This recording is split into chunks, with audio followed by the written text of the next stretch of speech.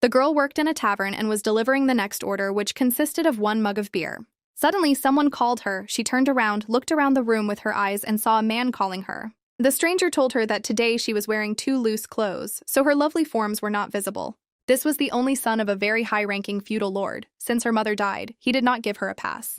Hilda sternly told him that she was busy, to which he replied that there were no other visitors except him. One day he came to her with flowers, trying to propose marriage to her. Another day, she heard from clients that he was spreading rumors that they were dating her. But every time he allegedly accidentally touched her shoulders and hips, and she constantly refused him, even though he was impenetrable. Even the fact that Finto was of noble blood did not change the fact that he was 12 years older than her. Now the girl could only think that, in addition to everything, he had a terrible character, so she decided to ignore his cries. The man didn't like this terribly, so he grabbed Hilda's hand and said that if he said to come, then he needed to do it, and then asked if she really thought that he would always babysit her like that. The girl tried to break free, thinking that if he had not been the son of a nobleman, she would have broken a mug of beer on his head, but out loud she asked him to let her go. Finto got angry and loudly asked what she could do to him and what she could do. The girl was shaking, not from fear, but from indignation, and heard his words that it was time to teach her a lesson. She looked into his eyes angrily and screamed angrily that she was in great pain, and then called him crazy. The man abruptly released her hand, and many electric shock pulses passed through his body. The unpleasant sensations were because Hilda hit as hard as she could in the painful place. The man fell to the floor and screamed shrilly that he was dying and needed help urgently. The girl quickly realized what she had done because she was able to wound the son of a nobleman, so she was expected to face the death penalty. Her thoughts were interrupted by Finto crying, talking about how she could do this to him. Realizing that she was in a hopeless situation, she again looked at him threateningly, and in response, he yelled that she should not touch him. The man was shaking with fear, seeing undisguised rage and indignation in her eyes. After the whole story with the nobleman's son, the girl was locked in the prison of the main castle. Holding on to the bars of the cell, she thought that she could be sentenced to death. The girl was angry that the man did not put on iron panties and did not protect such important parts of the body. When the guards approached her, she was talking about how she would rather die, with her tongue cut out or her throat slit. After some time, the guards brought her to the throne room, where Finto and his father were sitting. Looking at the offender, Hilda thought about why he was not in the hospital now, and then decided that he wanted to watch her be sentenced to execution. Looking a little to the left, she saw a man standing next to them, whom she had never seen before. The stranger was well-built, with broad shoulders and skin as white as porcelain. The guy had bright black hair and very expressive eyes, which the prisoner's gaze focused on. The girl was indescribably delighted that at least before her death she would be able to look at something beautiful. She thought that she took after her mother with blonde hair and violet eyes, so she was often called beautiful. Looking at the unfamiliar guy, she reasoned that his calm and serious face was much more beautiful than her appearance. The silence was interrupted by Father Finto, who cried out about whether she understood what wrong she had committed. Realizing the hopelessness of her situation, Hilda bowed her head and asked the master to save her life. The nobleman's son enjoyed the repentance of his offender, who said that she did not want to do this at all. In her defense, the girl said that it was an accident, the same as when the nobleman's son began to grope her. She said that if he did it inadvertently, then she did the same, because everything happened when she refused Finto. Putting her hand to her chest, the accused said that she thought that they hardly wanted to see her as a daughter-in-law. The nobleman jumped up from his chair and said how could she even think about such a thing, but the girl interrupted him and said that she also had no desire. Pointing her hand towards Finto, Hilda persistently said that if a person does not shine with intelligence, you must at least be beautiful. Turning to him, she angrily asked him to say at least a word in his defense. An awkward silence hung in the throne room because the culprit of everything did not expect such a development of events. Suddenly, the prisoner realized that she was only going to ask for her life and not to accuse the nobleman's son. The unfamiliar guy standing next to them grinned contentedly and let out a small chuckle. Everyone present turned in his direction, wondering what could make him laugh. The girl looked at him questioningly because her life was at stake and the guy was laughing at it. The stranger said that in his opinion, the girl had done nothing wrong and should be released. Hilda was surprised that he was on her side and even called her a girl. The nobleman asked him back in surprise, but the guy said that she just refused his annoying son. The father said that it was still violence, and the girl screamed that cruelty was first shown to her. Raising her hand up, which was still bruised, she stated that his son was the first to grab her hand. The stranger turned out to be Viscount Staus, who said that they should regard it as self-defense, but the nobleman believed that she should pay for her actions. The guy looked at the accusers and sternly said that, in his opinion, the nobleman's son wants to avoid punishment for what he did, and since both sides have complaints, then they should forget everything. The father pleaded that his son's condition left much to be desired, so the Viscount replied that if they wanted, they could continue to sort out who was right and who was wrong, if of course they were confident that the Duke Arpeggio will take their side. The nobleman said that the girl was of low origin, and that should be enough, but the guy explained to him that in this matter status is not important. Hilda, who was watching them, did not understand what they were talking about, because she still could not believe that she had escaped the death penalty. The next moment, the guy knelt in front of her and said that his name was Rogan Staus, and it was an honor for him to meet her. Looking at him up close, she decided that he was even cuter, and then she heard him say that she was a princess and didn't have to worry anymore. For some time, the girl could not understand the essence of his words, because she was fascinated by his soft, sweet voice. Pressing her hand to her chest, she continued to look at him questioningly, gradually realizing the meaning of what was said. They remained in silence for some time, because Hilda reasoned about why he called her princess. In this world, where the proof of the highest class is the presence of magical power, the greatest of all was concentrated in the hands of Ruzia Arpeggio. There were only 4 great ducal families in the empire. Arpeggio was one of them, and Ruzia was a great aesthete. One day, the duke scolded her for showing her face to a man, although before that they had the opportunity that the future empress was a person from their family. The girl declared that no one would say a word to her face, and it didn't matter to her what they said about her behind her back. The man shouted angrily about how she could refuse the prince's proposal, saying that he was not her type. To his words that the position of the princess was very important, she replied that he could take this place. However, the duke and the imperial family did not pay attention to Ruzia's refusal and decided to engage her to the prince. It was for this reason that she ran away and ended up marrying an ordinary gardener. Despite his low position, the guy was a rare, handsome man, which is why she fell in love with him. But the next day, her savior came to Hilda, telling the story of the runaway duchess, who was her mother. She recalled that her father looked normal on the outside, but he lacked vitality and stress resistance. It was difficult for him to do even simple things, so he died quite early. The girl remembered that her mother was always next to her and supported her daughter in everything. Her mother told her that her father was not only very handsome, but also the best husband. Hilda thought for a while and decided that all her memories were not particularly important right now. She asked the Viscount if she was really the granddaughter of Duke Arpeggio, to which she received an affirmative answer. Covering her mouth with her hands, the lost princess thought about how unexpectedly she turned out to be of noble blood. She always knew in her heart that she was never an ordinary commoner.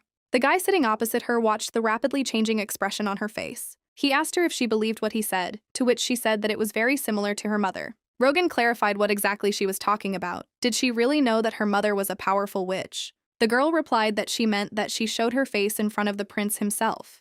Hilda asked his name again to make sure she remembered the name correctly, after which she began to thank him for helping to save her from the clutches of impudent nobles. She wondered how he was able to guess the right time and come to the rescue in time. The guy confidently stated that he had been watching her for quite some time, so it was not difficult. The girl asked if he really saw how she hit Finto and how she was taken to prison. In response to his phrase that he had been watching her much earlier, she suggested that he began to watch a year ago, when her mother died, but he replied that this happened even earlier. The girl decided to herself that the guy was a real maniac, but still he was too handsome. Rogan told her that 7 years after Ruzia ran away, the Duke asked him to find her and make sure his daughter returned home, but she refused.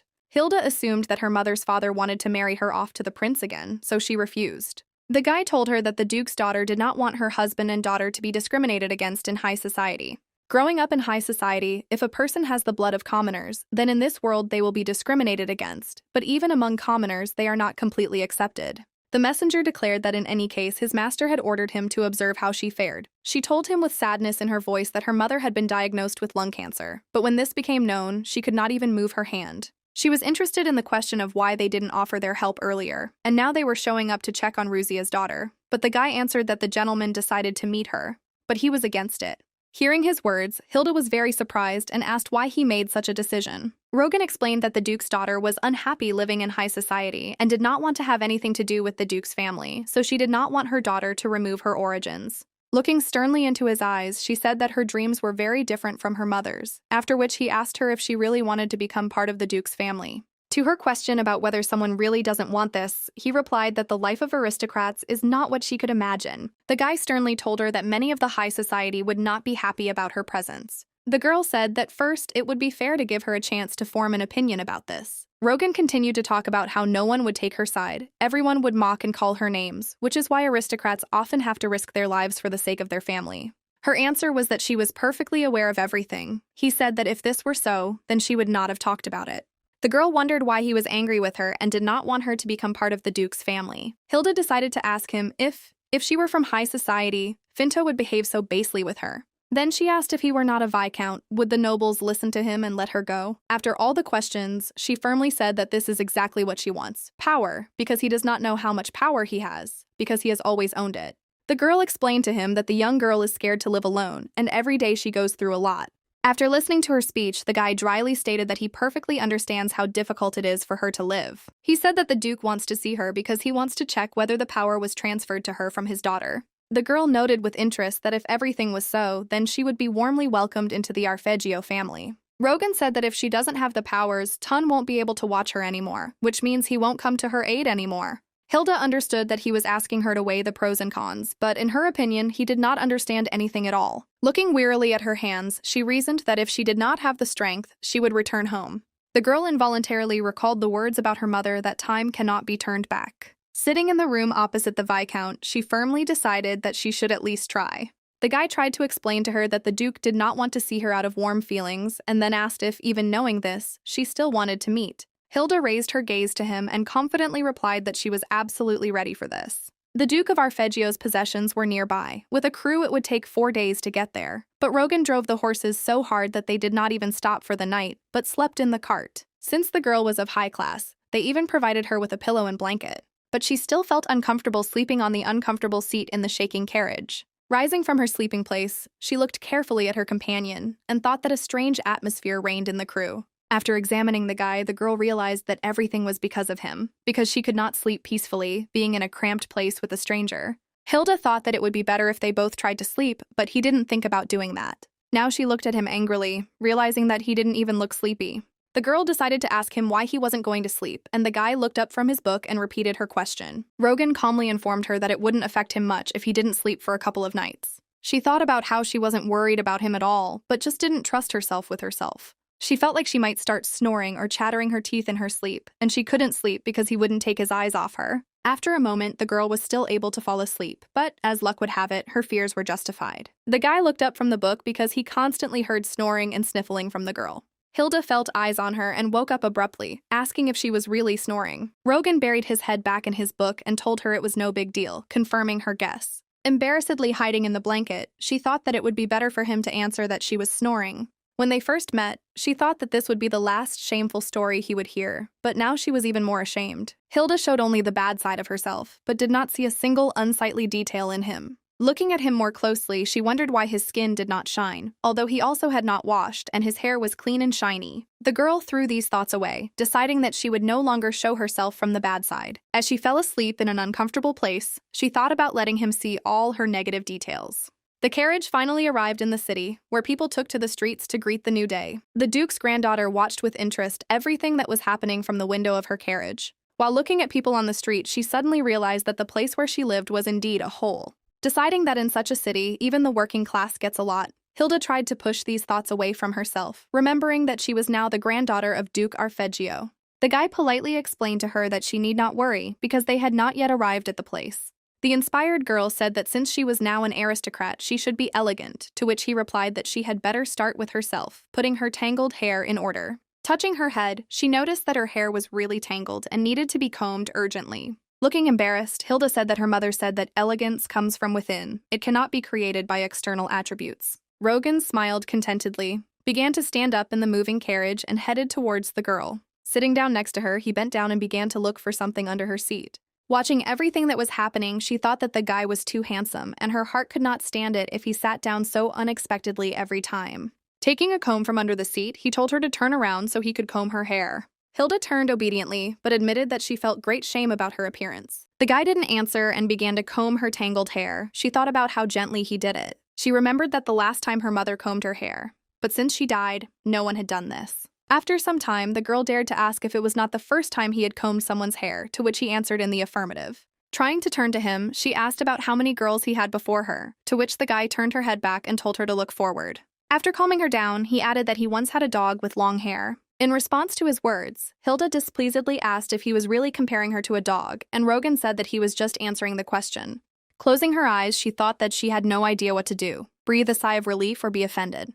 Her thoughts were interrupted by the guy's voice, saying that he had finished combing his hair. The girl touched her hair and couldn't believe how soft and silky it became. She told him that he was very good at it and then asked if there was anything he was bad at. At his negative answer, she tisked and thought that one day she would find his weak spot. Deciding to change the topic, the girl asked him if she would meet other relatives in the duchy because she had heard that her mother had older and younger brothers, as well as a sister.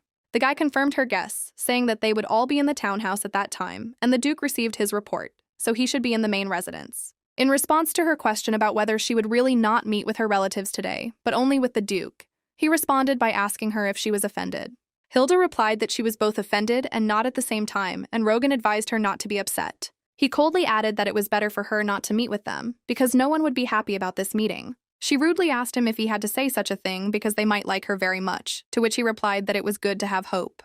The girl looked at him with an incomprehensible gaze for a long time, trying to figure out why he was so cold towards her. Turning away from him, the Duke's granddaughter decided that she shouldn't give up so early. At least the Duke would be glad to see her. Even this thought of hers was in doubt, because everything depended on whether she received the power from her mother. Hilda enthusiastically watched everything happening outside the window. Everything around her seemed very beautiful.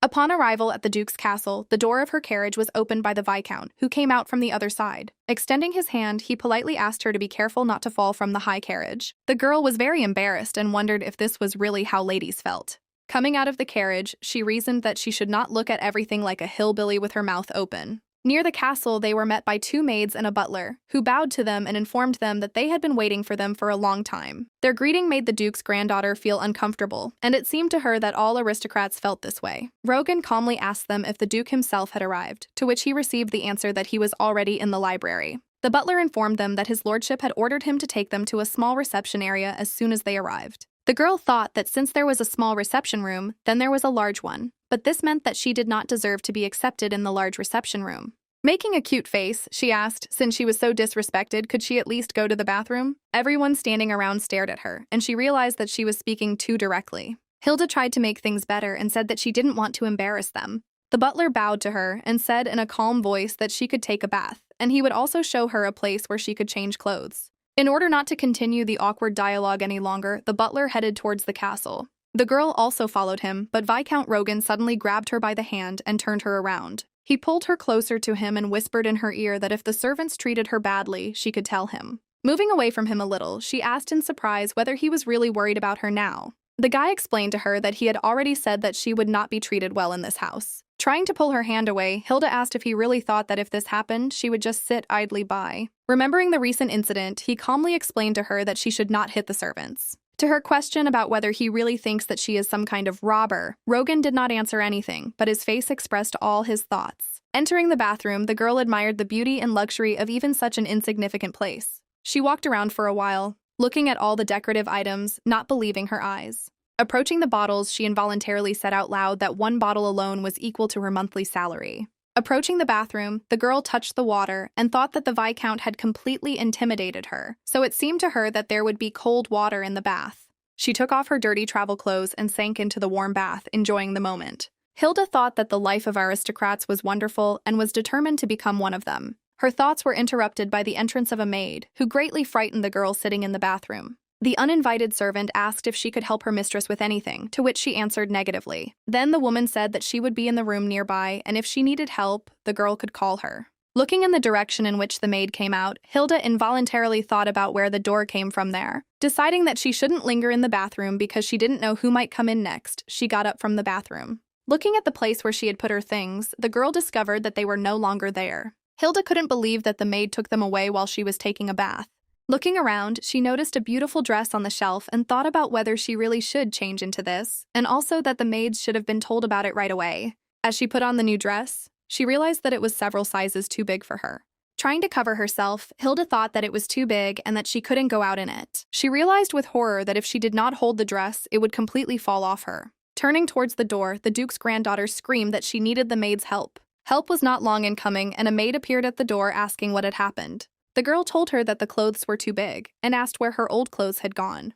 The maid pretended to be innocent and said that she had already given her things to the laundry. To Hilda's question about where her suitcase went, the maid replied that she also sent all the things from it to the dry cleaner. The girl asked with horror why she didn't tell her anything and asked if there were any other clothes in a smaller size. The maid answered her that there was only a maid's uniform, to which the Duke's granddaughter realized that she was mocking her, because it could not be that there was not a single thing in the county that would fit in size. She asked if the Duke had ordered that she not be given clothes, to which the maid replied that he had ordered her to be dressed, but there was no dress in her size on the estate. Unable to bear it, the girl angrily asked what the impudent maid's name was, to which she replied that her name was Dorothy. Looking at her carefully, Hilda thought that the maid did not want her to pass herself off as an aristocrat, since the blood of commoners flowed in her. Making a sweet expression on her face, she asked Dorothy in a calm voice to bring her something else. Rogan waited calmly in the hall all this time, and to pass the time, began to read a book. Finally, there was a knock on the door and a soft female voice asked how long he had been waiting for her. Just as the guy was about to answer, he was immediately speechless because he saw Hilda's outfit.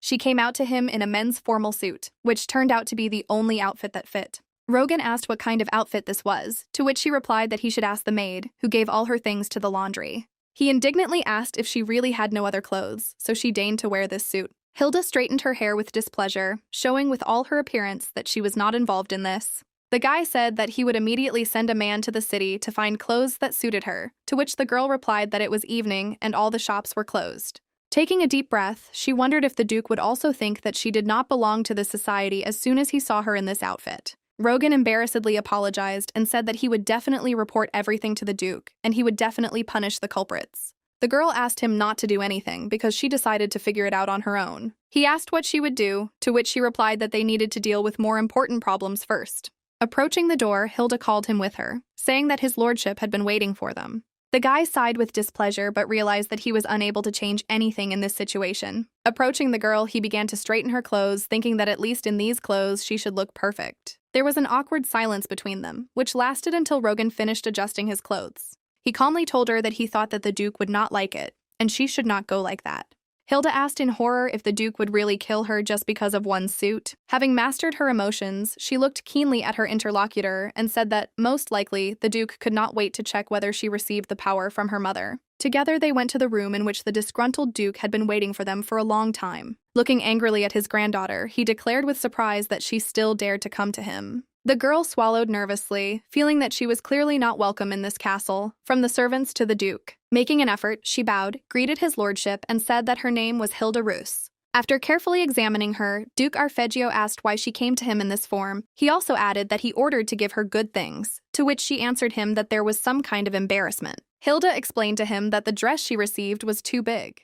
Then the Duke asked if she was not ashamed to wear men's clothes, to which she replied that since there was not a single dress in her size in their castle, that is, she was not at all ashamed. Looking at her with anger, grandfather asked if this was the reason why the maid gave her men's clothes, which she calmly accepted. This formulation of the question puzzled Hilda, and for some time she pondered the answer. Pointing a finger at herself, she said that she had asked for these clothes because she thought it would be better to wear men's clothes than a maid's dress. At her words, the Duke became even more furious and began to speak loudly that this would not work. His speech was interrupted by Rogan, who sheepishly said that it was only his mistake. Covering the girl with himself, he said that he had to make sure that she had clothes. Duke Arpeggio tisked displeasedly and said that, in any case, she was the spitting image of her mother. She thought it didn't sound like a compliment, but said out loud that she had heard it quite often. Her grandfather clicked again and suggested that since she was so similar in appearance to her mother, then she should take after her in strength. He tiredly covered his face with his hand, and she thought that he was not wasting his time. The Duke called her over and ordered her to sit next to him, and the girl decided that he had decided to close his eyes to the clothes. He asked if she knew how great a sorceress her mother was, to which she replied that she knew very well, but she had never seen her mother use magic. Grandfather said that in 100 years no one had been born with such great powers as hers. Hilda knew very well that the basis of the Melbarn Empire was magic, so all the aristocrats possessed it. But over time the ties weakened, and even among the aristocrats there were no longer strong magicians. In the tavern, he often heard travelers talking about this, and there were also rumors that the emperor's heir did not have magical abilities. The Duke explained to her that if she proves that she has the blood of a real aristocrat, then he is ready to accept her into the family. The girl asked how she could prove this. Did she really need to learn magic and show her abilities? Her grandfather told her that there was a faster way to find out, and then told her to look at the scroll. The Duke told her that runes were a language used in magic, and what was written was a spell of light. He spoke the word written on the scroll, and Hilda asked him if she had heard correctly. The Duke and Rowan were shocked that she was able to cast the complex spell correctly. The girl looked at them displeasedly, thinking about why the two of them were so surprised. The guy was the first to break the awkward silence and said that those who do not have magical abilities cannot repeat or read runes, because for ordinary people it would sound like some kind of noise. Hilda was suddenly struck by the fact that she understood everything, after which she asked with delight whether she really had magical powers. She happily said that she should have said this from the very beginning because she was very worried, to which the Duke remarked that even those with very weak magical powers can read the runes. He added that if her powers were limited to the simplest, then they would not be able to accept her into the family. Having descended from heaven to earth, the girl tensely asked about what else was worth doing. The Duke raised his head and announced that she would have to stay in the castle and spend the night. Clenching her hands into fists, the girl stood in complete bewilderment because she did not realize what it all meant. She wondered if there was anything else that needed to be done, but her grandfather told her that was it. Hilda was amazed at how easy the task was, thinking that it was too easy if she needed to sleep in the castle. After some time, Hilda and Rogan found themselves near the very castle in which she needed to spend one night. She looked at him with frightened eyes and reported that he looked like ghosts would fly out of him.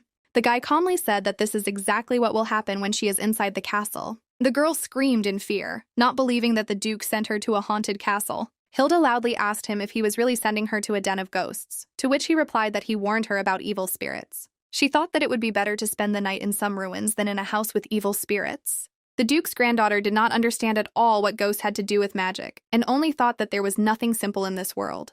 The day before, Hilda came to Rogan's room with a question about which castle they were talking about. The guy took a deep breath, opened the door wider, and invited her to come to him. He offered to pour her some tea because the conversation was going to be long, to which she thought that he was very handsome and well-mannered. While pouring her tea, Rogan said that the Night Castle has been used by aristocrats for a ceremony of entry into adulthood since ancient times. He added that he was in the east of the empire, not far from the gorge, after which she asked if everyone really stayed there overnight. Hearing his affirmative answer, the girl decided that the life of aristocrats could not be simpler. Seeing her look, the guy hastened to tell her that everything was not at all as she imagined. Rogan sadly informs her that evil spirits of the highest rank appear in the castle at night, and to counter them, the aristocrats use magic. Hilda asked what this had to do with the coming-of-age ceremony, to which he explained to her that the stronger the magic, the stronger the blood, and evil spirits obey the strong. Having thought a little about what she had heard, she asked whether, if she spent the night in this castle and came out, this would be proof that she was a strong sorceress, to which the guy shook his head affirmatively. The girl warily asked about what would happen if she was not strong enough. The guy lowered his head dejectedly and did not answer her question for some time. After some time, he explained to her that according to the records, if the strength is not enough, then the person who enters dies, goes crazy, or commits suicide. She asked with fear whether there really were such incidents, to which he answered negatively. Hilda reassured herself that it didn't sound so dangerous, but Rogan explained to her that since there were no more powerful magicians, they stopped holding ceremonies. His words did not immediately reach her, but when she realized their meaning, horror pierced her body. The girl asked if the Duke was really sending his only granddaughter, whom he had just met, to such a dangerous place. The guy explained to her that if she didn't want to, she could always refuse, to which she summarized that in that case she would not receive the title of aristocrat. After an awkward pause, he told her that Ruzia had spent a whole week in this castle. Hearing that her mother had spent a week in the castle, Hilda thought that she should rejoice at the Duke's wish that she only spend the night there. Completely desperate, she sank down on the table and said bitterly that if she knew at least some spells, she would not be so worried. Rogan thought a little, thinking about what could be done in such a situation. He calmly explained to her that if she had strong magical powers, she could quickly learn several spells. The guy told her that all wizards can be divided into groups like this. He himself belonged to the category of sounds and used very special magic. Seeing him cast a spell, she thought that this magic was incredible.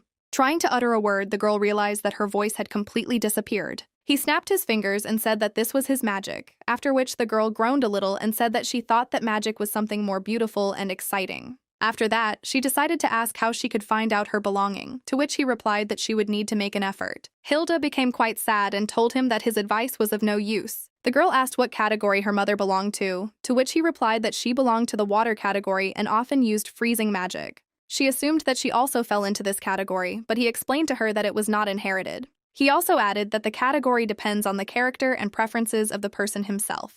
Hilda remembered what her mother had said about how water, although it looked weak, was capable of cutting through iron and moving earth. At the end of her reasoning, she wondered how it was that Rogan belonged to the category of sounds. Deciding that she needed to act, she asked him what the simplest spell in the water category was. He poured tea from the cup onto the table, said that he could not do what her mother could, but with the help of a spell he lifted a drop of water above the table. The inspired girl asked him to teach her this, but he told her that she should feel the energy in herself and direct it to what she wants to do. Rogan added that you need to try several times, after which it should work. Hilda decided that time was already short, so she immediately began to act. She tried in every possible way to make a drop of water rise above the table, but nothing worked. Realizing that she could not do anything, the girl assumed that she did not have magical powers, after which she said that she wanted too much and could not learn magic in one day. Trying to cheer her up, Rogan reminded her that she should think about her character, after which she asked what kind of character she had. The guy told her a basic spell from the fire category and suggested she try to get sparks. Once attuned, she pointed her hand towards the candelabra and loudly cast a fire spell. Looking at the candles, the girl discovered that they remained the same as they were before. Even one of them did not light up. Suddenly, she was struck by a strange feeling that something was completely wrong with her body. Her body was burning with a strange feeling, as if all the blood in it was boiling and seething. Noticing something was wrong, the guy jumped up from his seat and headed straight towards her. At that very moment, Rogan was nearby, hugging her so that she could calm down. Moving away a little from her, he warily asked if she was all right. Looking around, the girl noticed blue fire surrounding her on all sides. The flames created by magic are not so easy to get rid of, although Rogan and Hilda tried their best. The fire went out only when all the furniture in the room burned to the ground. So now, as they both looked at the ominous castle, the guy recalled that it was very difficult to put out the fire. The indignant girl asked if this did not mean that she had enough magical power, to which he replied that this was a positive sign. Hilda told him not to worry too much about it, because yesterday she remembered something. The guy was interested in her words that her mother said something about the night castle. Turning to her, he asked if Ruzia had given her any clues. The girl said that her mother said that when she entered the castle, she would be able to tear everyone apart with her fist. She happily announced that while working in the tavern, she carried several beer mugs at a time, which is why she was so confident in herself. Rogan threw his cape over her and said that, in any case, he hoped that she would return in good health. He pulled his cloak over her, and she thought that she had the feeling that she was going to war. Waving him goodbye, she firmly informed him that she planned to return soon. Entering the ominous castle, Hilda loudly said to forgive her for the unexpected invasion. Moving towards the stairs, she said that she thought that the castle would be much more beautiful. As she climbed the stairs, the girl thought that she needed to look carefully at her feet. Rising to the middle, she saw a huge picture and decided that it was a portrait of the owner of the castle. Walking further, Hilda decided that there was nothing terrible in the castle, and she was worrying in vain. Walking deeper into the castle, the Duke's granddaughter suggested that she needed to go to bed quickly, because the sooner she fell asleep, the sooner the morning would come. Approaching the window, the girl wondered why it was so dark in the castle and decided to look outside. Rogan's carriage was parked outside the window, and Hilda didn't understand why he still hadn't left. Touching the cold window, she thought that the guy was worried about her. She asked herself if he would really stand outside the castle all night watching to see if she was okay. Hilda sadly decided that he didn't believe in her that much, but suddenly her thoughts were interrupted by a mysterious voice asking what was so interesting in the window. She quickly realized that she was not alone in the castle and there was someone else right behind her. Turning around, the girl raised her lantern to illuminate the corridor with a bright light and find out who was trying to scare her. The shadow of a wolf flashed next to her, asking if she really didn't know how to use magic. Turning towards the stairs, Hilda shouted loudly not to joke with her like that. Then the shadow roughly grabbed her hand and angrily said that it would cut off and eat her hand. Another shadow hand grabbed her hair and told her that he would keep it for himself. There were many hands around her, grabbing her hair and arms, trying to pull them out for themselves. Among everything, she noticed a small animal running past, waving its tail. Watching the animal run away, the girl suggested that it might be a small ferret. Breaking free from the shadowy hands, she rushed up the stairs, intending to catch at least one evil spirit. The shadowy hand grabbed her shoulder again and threw her onto the stairs with all its force. Hilda's lantern broke, so she spent some time trying to get used to the gloomy darkness. Among other things, the girl injured her hand and several evil spirits crowded around her. The ghosts mocked her and said that they were having a lot of fun, and she thought that she was hurt to the point of tears. She just wanted to become an aristocrat and live in peace. But there were so many problems on her way, because a good grandfather would not have sent his granddaughter to such a bad place, and would not have told the servants that she grew up in a village among commoners. Evil spirits wouldn't be playing with her now. The handsome Viscount wouldn't behave like this all the time, and she would be able to immediately understand whether he was on her side or not. She thought that her mother was from the Arpeggio family, and since she was her daughter, she did not have to prove anything to anyone. Therefore, now the girl viciously grabbed the clawed paw reaching towards her before she could be wounded. Hilda threw the uninvited beast down the stairs with all her strength, after which she carefully looked at the animal. The shadow ferret hit the staircase railing hard and squealed loudly. The evil spirits shouted that she was crazy, after which they decided to run away. The girl rose from the floor and loudly began to cast the only spell she knew. A blue fire appeared along the corridor, from which all the evil spirits fled in different directions. She decided that she didn't need anything else because the night had just begun and she would use her fist. All this time, Rogan stood near his cart, observing the ominous silence in the castle. He knew that village people and aristocrats who were just learning magic would not come close to this castle at night. The guy thought that the Duke's granddaughter should not have gone there because she had only recently learned simple magic. His thoughts were interrupted by a bright blue light that illuminated the entire space for several miles around. He looked towards the castle and saw a glow coming from every window in it. Rogan looked at the castle with puzzlement and could not understand what was so incredible happening there. His eyes were full of fear and worry for his ward, who went inside the haunted castle. At the same time, in the castle, 3 half-people, half-animals were hiding from an uninvited guest. The puma-like creature said that the girl could not use magic.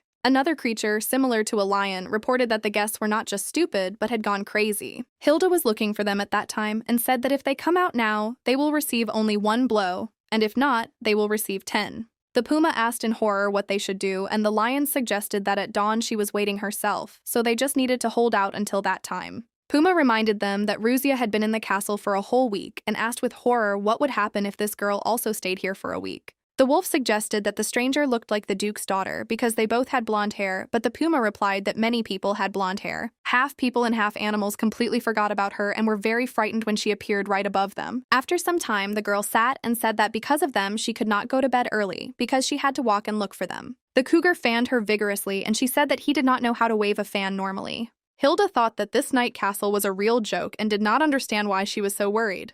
The lion and the wolf stood in a worshipping position, to which the girl told them that she was uncomfortable with them standing like that, after which she asked if they would not take on human form. Leo explained to her that if they were evil spirits of the highest rank, they could, but their powers are not enough, so they cannot become people. She indignantly asked if they really couldn't heal her hand, to which the puma explained to her that only good spirits can heal.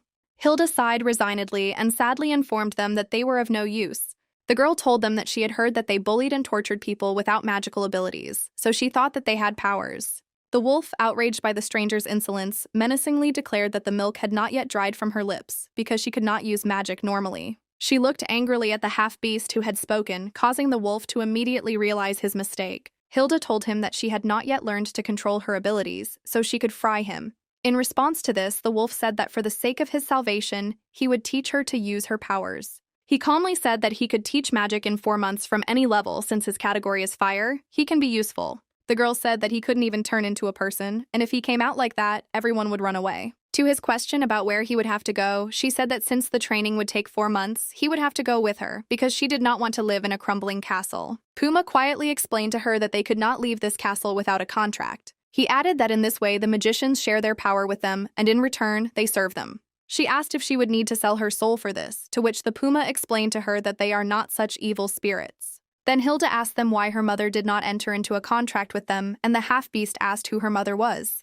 In response to her answer that her mother was Ruzia Arpeggio, the half-people howled and shouted that everything had become clear because the blood of a mad woman flowed in her. The girl interrupted their screams and asked what her mother had done that was so terrible. Reluctantly remembering the past, Puma doomedly told her that this woman mocked them. They remembered very well how they had to jump like rabbits from one wall to another. Hilda asked them if they had really refused the contract, to which the cougar told her that her mother said that she was not sure if she could raise pets. This answer took the girl by surprise, because she did not understand what kind of pets we were talking about. Looking at the gender of people, she did not see them as pets, because they were partly similar to people. Hilda told them that in this form they would not be able to go with her, to which the wolf said that he could turn into other forms. The girl was interested in this proposal, and she decided to see what forms we were talking about. The wolf smiled mysteriously, and at that same second, the room was enveloped in thick white smoke. In surprise, she closed her eyes, trying not to swallow strange smoke. Opening her eyes, the girl saw a small, cute puppy in front of her among the remaining smoke. The puppy calmly stated that this was an ideal form for living among other people. Before he could finish speaking, the girl grabbed him and began hugging, petting him, and talking about what a cute puppy he was. The animal in her hands was indignant at such impudence, but this did not bother her, and she said that she was ready to sign a contract with such a cute puppy. The lion and the puma watched everything that was happening in surprise, but did not dare to interfere in their conversation. After some time, Hilda left the ominous castle, carrying her new friend in her arms. Seeing the animal, Rogan indignantly asked what his ward could find in this castle. The girl happily announced that she had got a puppy and would do her best to raise him. She added that they entered into a contract with him, to which the guy asked how she could do this with the puppy. Unable to bear it, in the past the wolf shouted that they should not call him a puppy because he was a strong and powerful wolf. Hilda enthusiastically declared that this was the spirit with whom she had made a contract, and he would teach her magic. The guy said that, according to old records, there were magicians who could enter into a contract with spirits, and suggested keeping it all a secret. He said that her assignment was to spend the night in the castle, so there was no need for the Duke to know about the contract with the spirit. The girl thought that she herself did not want to attract unnecessary attention, but she was interested in the question of why her interlocutor was also against it. She warily asked him if he really didn't want the Duke to recognize her as his granddaughter. Hilda asked if he really didn't want her to have power because she was a commoner, to which he answered in the affirmative. The Viscount looked at her and sternly said that he really didn't want all this. He asked that the puppy be given to him so that he could take care of the spirit before the Duke made his decision. The girl thought about why she was so hopeful that Rogan would be on her side. Trying to shake off her thoughts, she reported that he did not return back to his place at night, to which he replied that this was indeed the case. She asked if the Duke had ordered him to watch her, but she never received an answer. Hugging her puppy, Hilda said that she would keep him because he was not strong enough, but with her he would be safe. As she got into the carriage, she thought that even though the Viscount was her grandfather's man, she was interested in the question of why he was always watching her. Sitting in the carriage, the girl suddenly caught herself thinking that the more she thought about it, the angrier she became. The next day, she went straight to her grandfather's office, who clearly did not expect to see her again. He said in surprise that he had no hope of actually seeing her again. The Duke invited her to sit down and said that he did not at all expect her to succeed. She was infuriated by his every word, but she said that the Viscount had already reported everything to him. Her grandfather told her that Staus had not yet visited him, to which she asked how he knew that everything worked out for her. He confidently stated that he had, of course, introduced the observer, because otherwise he would not have been able to understand that she had lied to him. Hilda thought about why her companion behaved so strangely. She was worried that his devotion to the Duke forced him to watch her all night. The girl believed that the Duke treated Rogan as a slave and sharply declared that he should not do this to the Viscount. She added that since he was going to assign an observer, he should have informed him about it, because then the Viscount would not have spent the whole night in front of the castle. Grandfather calmly said that the guy didn't know about the observer, after which he asked if he really hadn't told her about it. Hilda was amazed by this news. She did not understand at all why he stood near the castle all night. The girl saw him through the window at the beginning of the night, and in the morning, leaving the castle, the first thing she saw was him in the same place. The Duke's granddaughter suddenly realized that perhaps he really cared about her, and she didn't even know it. She remembered that she even dared to say a caustic address to him, without knowing anything. Now she was burning with shame and indignant because he had not told her anything.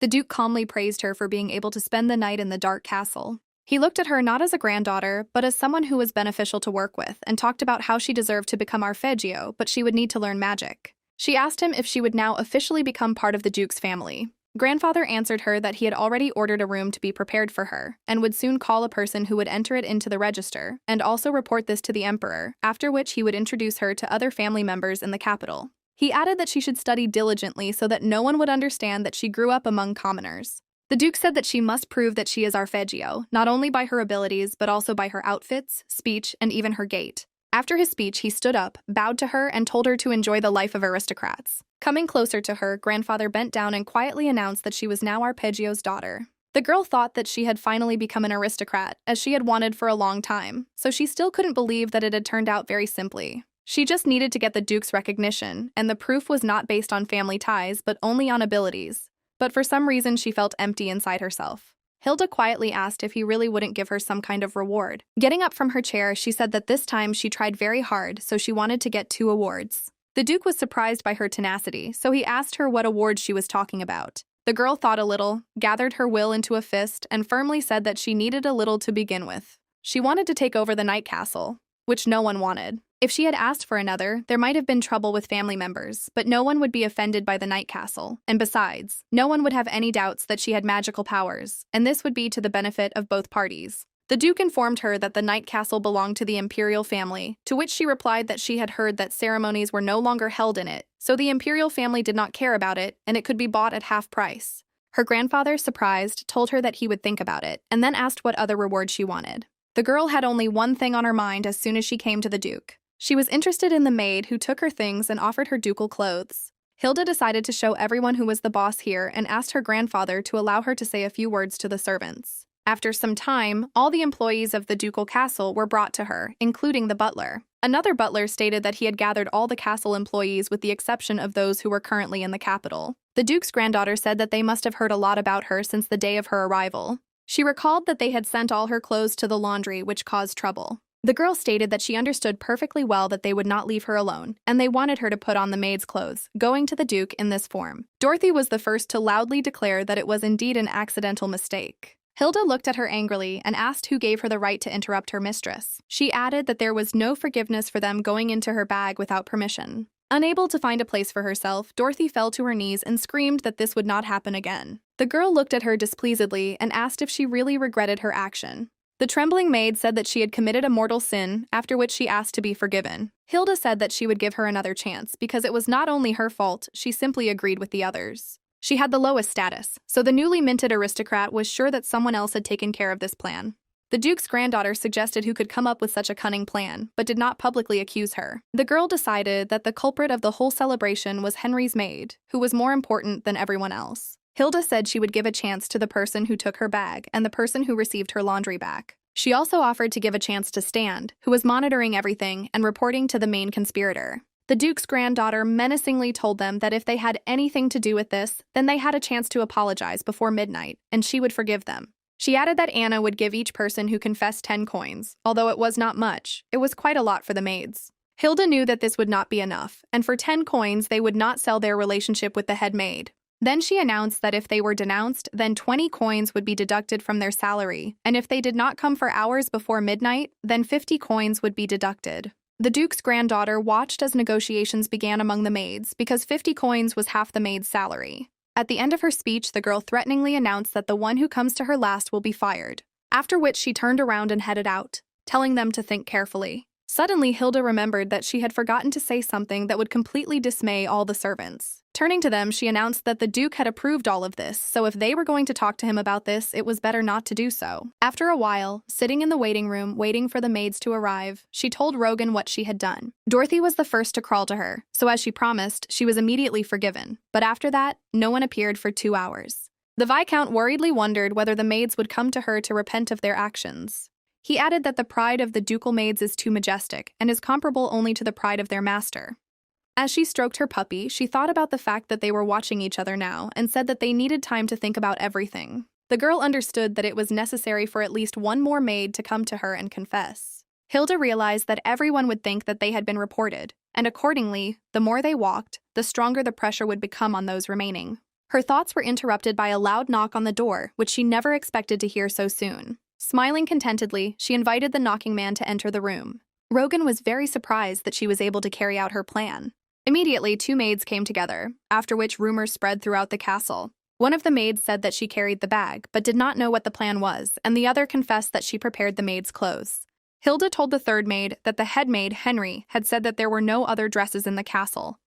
The duke's granddaughter sighed displeasedly and suggested that they should have come one at a time. The next knock on the door was not long in coming, because only a few minutes had passed since the last maid left. The main culprit of everything that happened, Henry's maid, entered the room and politely bowed to the new mistress. Without raising her head, she said that she was wrong and offered to punish only her and forgive others. While stroking the dog, Hilda told her that she was acting nobly because the worst person sacrifices himself for the sake of other people. The maid humbly replied that she perfectly understood the gravity of her offense. The girl calmly told her that she had already been reported, so 20 coins would be deducted from her salary. The woman could not believe that she would not be fired, after which she asked if this was all a punishment. To the new mistress's affirmative answer, Henry asked if she had asked her if she had come first. Hilda explained to her that it didn't matter to her whether the main entertainer came first or not, because after midnight everyone would lose 50 coins. The woman left silently, because she still could not believe that she could simply be pardoned. After her, the rest of the maids immediately came, because the eldest forced them. Rogan constantly watched her, and until that time thought that she was making too drastic a decision. During the trial and denunciations, he realized that Hilda made the right decision. The guy couldn't take his eyes off her, not understanding why she attracted him so much. The next day, he was scolded by the Duke for causing a lot of noise with his newly made granddaughter. The grandfather said that she had only recently been in the Arpeggio family and was already behaving as she pleased, to which the guy replied that she had not caused much of a stir. The Duke said that since even he heard about this from the butler Graham, it means there is a big commotion. He then asked him what she was going to do with the head maid, to which the Viscount replied that Hilda had asked for 20 coins to be deducted from her salary. Grandfather decided that this was not a very big punishment, but quite reasonable, after which he added that he hoped that Tarina would not make an enemy out of her. Rogan grinned good-naturedly and nodded respectfully to the Duke in response, understanding what was going on.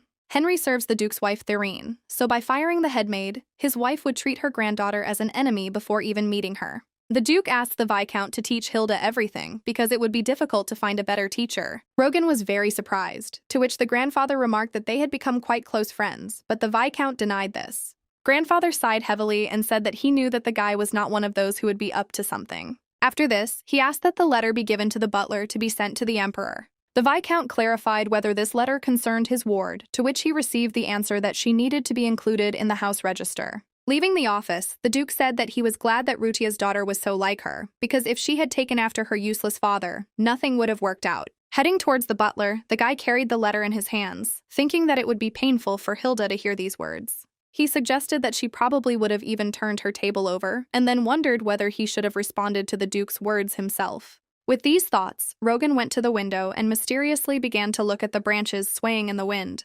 Having given the letter, he quickly returned to normal, thinking that he could not change anything because of some feelings.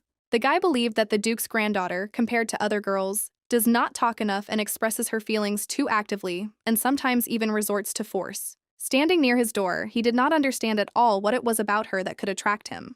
Gathering his will into a fist, the Viscount carefully opened the door and then entered his bedroom. His gaze immediately fell on the perfectly collected snow-white hair and sweet smile. The girl was sitting on the sofa, singing a song about how much her legs hurt. Having heard the melody, the guy added to his list of inappropriate things that it lacked aristocratic stateliness. After that, he noticed that such a light and free image suited her very well. Seeing him, Hilda immediately began adjusting her dress and then walked towards him. Coming closer, she asked if he had finished all his work, to which he answered in the affirmative, and then asked what she had forgotten in his room. The girl smiled sweetly and said that she had long wanted to apologize to him. Then there was an awkward pause because the Duke's granddaughter took a long time to collect her thoughts and clear her throat. Finally starting to speak, she said that night, when he was waiting for her from the castle, she told him that he didn't have much strength. The girl asked if he was really waiting for her only because he was worried, to which he replied that she should not worry about it. Hilda did not stop and asked if she understood everything correctly, because she was very worried about this question. She told him that she was very sorry that he had to hold out all night. The guy explained to her that if His Highness had ordered him to keep an eye on her, he would have done so. The Duke's granddaughter smiled embarrassedly and declared that it was not important at all. The important thing was that she was grateful that he was worried about her. The Viscount rudely informed him that he obeyed only Duke Arpeggio himself and no one else. He added that if his master said to kick her out, then that's what he would do, so there was no need to thank him. The girl was not offended by such words. She only said that she was now grateful for the experience. She said that although he did not receive the order, he himself decided to stay with her. Rogan realized that he would leave him in an awkward position. It became even clearer that she was not suitable for high society, no matter how much he thought about it. Despite his warnings, Hilda entered the Duke's house under her own power. He was well aware that there must be someone who could help her stay in this place for a long time. Interrupting his thoughts, the girl said that it is not nice to apologize simply with words. Taking him by the sleeve, the Duke's granddaughter asked if he had time to walk with her. Watching the shine of the earrings in her hair, he could only say that it was already long after midnight. Turning to him, the girl looked at him tenderly and said that this was the time. The two of them went into the hall, where there was a long dining table with several dishes on it. To his question about whether she really prepared all these dishes herself, the girl proudly answered in the affirmative. On the table was an apple pie, which Hilda had prepared according to her secret recipe, thinking that she could make it as an apology for Rogan. After she made one pie to try, the chef asked to write down her recipe. The Duke's granddaughter learned to make apple pie by watching her father make it. The guy looked at her displeasedly and said that she shouldn't have tried so hard. Outraged by the answer, Hilda indignantly asked him why he thought so. Rogan furiously explained to her that the aristocrat should not cook herself and should ask the maids to do it next time, because some cooks might be offended if someone takes away their work. The girl happily explained that she had shared the pie, and the cooks looked at her as if they wanted her to share another piece. The Viscount continued to swear at her, saying that she was exaggerating her merits too much. Tired of the endless nagging, she grabbed a spoon with a piece of pie and sent it straight into Rogan's mouth, saying that she had had enough. The guy began to chew the piece of apple pie he had received, and the girl thought that his silence was much better. Having tasted a piece, he began to eat the rest, asking her if she had really made apple pie as an apology, to which she replied that this was the dish she did best. The Viscount informed her that there was no point in showing off her talent anymore, but then he caught the subtle taste of cinnamon.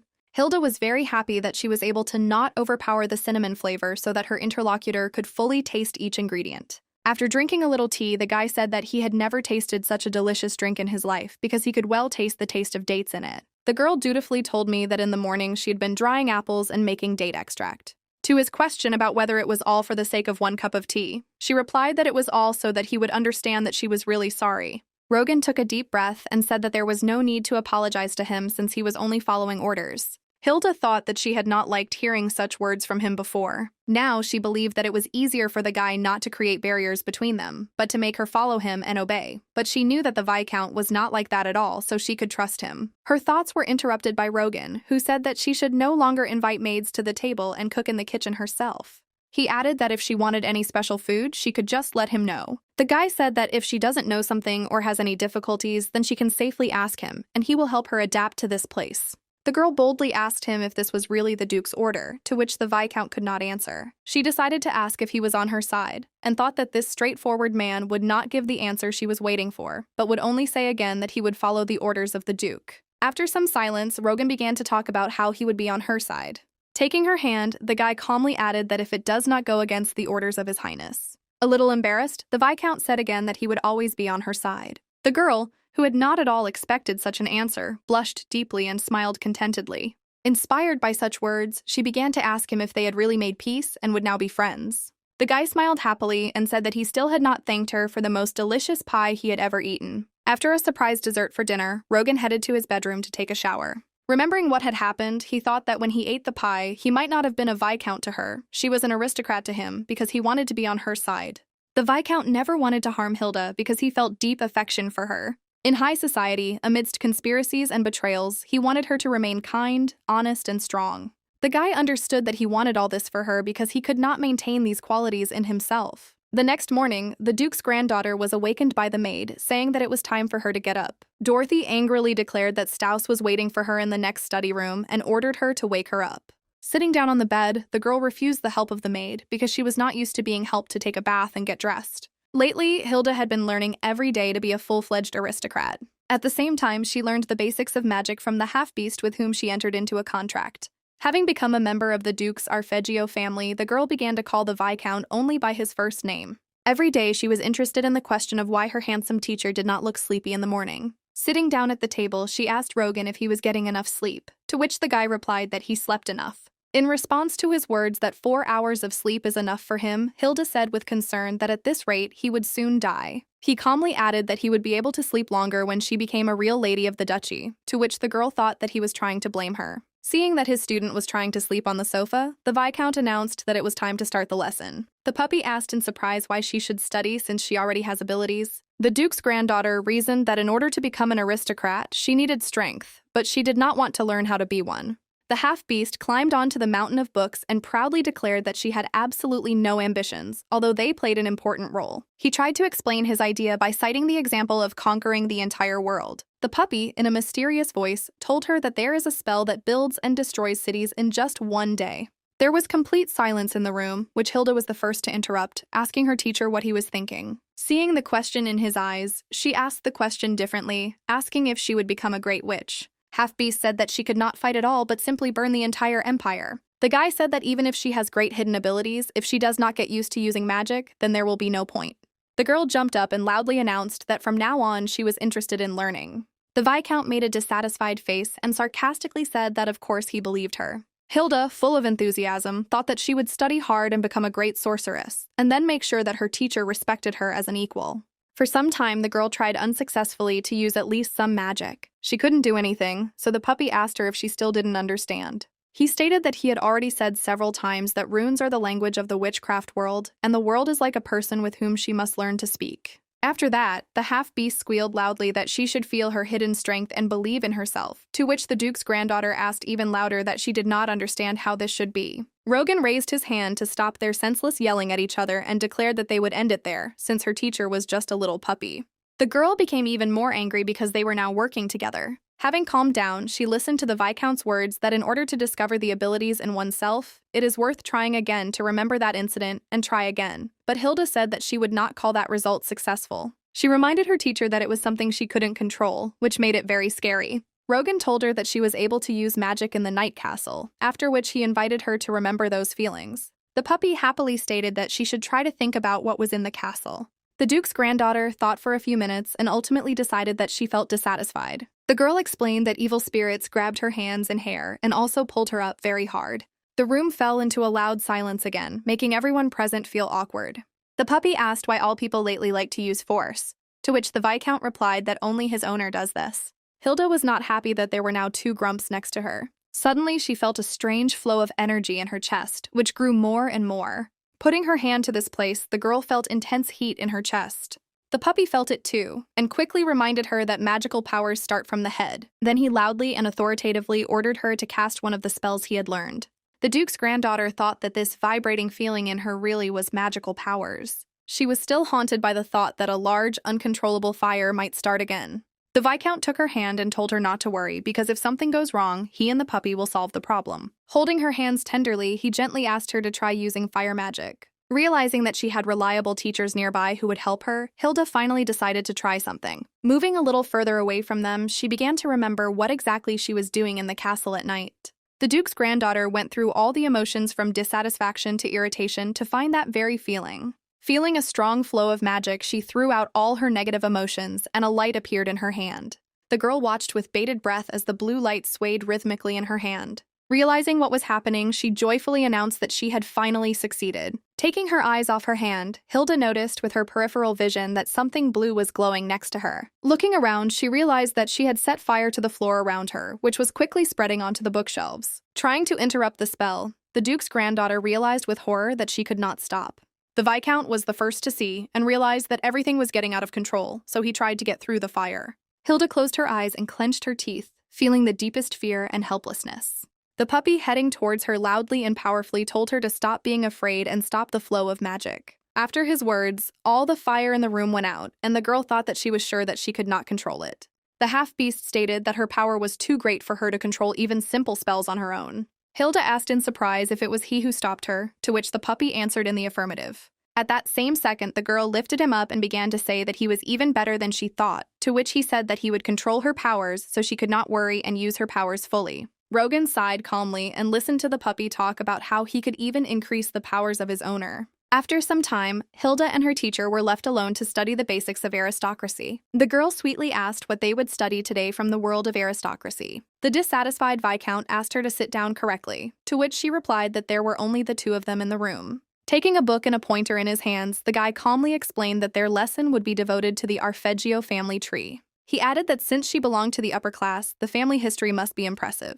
Hilda asked him with horror whether she really should know those who lived 300 years ago, because they had long since rotted and become earth. The teacher thoughtfully said that without a past, there is no future, and the girl thought that she liked her interlocutor very much. She suggested that he start with those who are still alive, because there is nothing more interesting than the present. Adjusting his glasses, Rogan said that since she wanted it so much, he would begin the explanation. There were currently 6 members of the family, not counting the Duke. His wife was Terina Arpeggio, but before her marriage, the woman was the Marchioness of Galeta. Hilda asked if this was her grandmother, to which the teacher explained that the Duchess was the second wife of His Highness. The girl thought that this woman might dislike her from the very beginning, since they are not relatives. The Viscount said that Terina's own son was Fred Arpeggio, who was 3 years younger than Hilda. The Duke's granddaughter involuntarily remembered the clothes in which she first met her grandfather, realizing that it was Fred's suit. Rogan continued his story about the Arpeggio family, saying that the firstborn's name is Fior Arpeggio. He further mentioned Hilda's mother's twin sister Rusia, Cleo Arpeggio.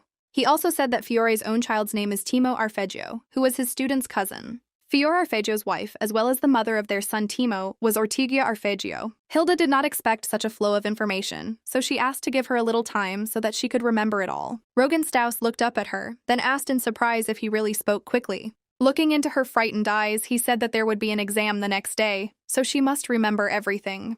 The girl was overcome with cold. She did not at all foresee that in such a short time she would have to pass the exam. Pointing to the books in which the 300-year history of the family was described, she indignantly asked why she was given an exam so quickly, to which the guy asked her in response if she really couldn't learn it by the next day. Hilda angrily said that she was not as brilliant and smart as her teacher. Then Rogan suggested that she take the exam in 2 days, but the Duke's granddaughter demanded that she be given 5 days. They talked for some time about the deadline for delivery, after which they agreed on 4 days. Looking at the stack of books again, the girl could not understand how it could all be learned in one day. She wondered if anyone from her current family would be happy to see her, to which her teacher replied that it would be better if no one paid attention to her. Hilda thinks about meeting her family for the first time since she was born, and the Viscount says that it would be better if they treated her like a stone in the road. The girl asked him why they should avoid her, because she would not become the Duke's successor. The guy calmly explained to her that no one knows this, and when she becomes an aristocrat, she will then claim the inheritance. The Duke's granddaughter asked in surprise whether the eldest son would not become the heir of the family. Rogan said the Duke had not yet named the person who would receive the inheritance, so everyone had a chance. She thought that she was the daughter of the Duke's eldest daughter, Ruzia Arpeggio, and in the transfer had the strongest magical abilities, according to the puppy. Hilda decided that all this could be the subject of attacks because her existence was a big problem for them. She had no idea what to do, but she understood that she had time to think, because everyone was supposed to return only in a month. A few days later, the Duke's granddaughter was walking calmly with her puppy. The girl said that it was time for them to return, since she was already tired of walking. In front of the castle entrance, she saw a cart and many servants running around with boxes. The puppy assumed that, judging by the amount of luggage, one of the family members had arrived, and not an ordinary guest. Hilda calmly said that they needed to get inside the castle first, otherwise her teacher would grumble again if they arrived late. The butler ran towards them while the Duke's granddaughter was talking about how the Viscount would soon develop wrinkles if he didn't stop swearing. The guy quickly but politely asked her to give him her dog so he could wash it. Looking around, the girl noticed that the servants were cleaning the entire yard. The maid was sweeping the floor around the cart, and the gardeners were straightening the leaves on the bushes. She thought that perhaps everything was happening because someone had arrived at the castle. The girl handed the puppy into the hands of the butler, saying that of course he could take it. Looking slyly at her dog, she made it clear that she was giving him away for a reason. He had to find out everything that was secretly happening in the castle, after which he was obliged to report to her. Entering the castle, Hilda found many boxes inside and servants carrying them away. She couldn't help but think that this was a very large number of things, and it seemed to her as if someone had moved. Walking further, the Duke's granddaughter found a rack with 3 beautiful, expensive dresses. The girl decided that she would be afraid to walk in such things because the stones could fall off with one of her movements. Someone approached her while she was talking about how these clothes were meant to be beautiful while standing in one place. Not expecting anyone to approach her, she slowly turned towards the approaching person. Having carefully examined the unfamiliar guy, the Duke's granddaughter asked who he was. At that very moment, she felt a sharp pain in her cheek because the stranger slapped her. For a short moment, Hilda froze, not knowing how to react to such assault. The working maids and butlers stopped and watched what was happening. Pressing her palm to the bruised area, she tried to understand why he hit her. Carefully examining the guy, the girl noticed that he was thin, with blonde hair and brown eyes, as well as freckles on his nose. Realizing that she absolutely did not care who he was, Hilda Arpeggio returned the slap in the face with all her might. Servants immediately began to run up to him, asking him if everything was okay with him. The blonde guy screamed that no one else should dare touch him.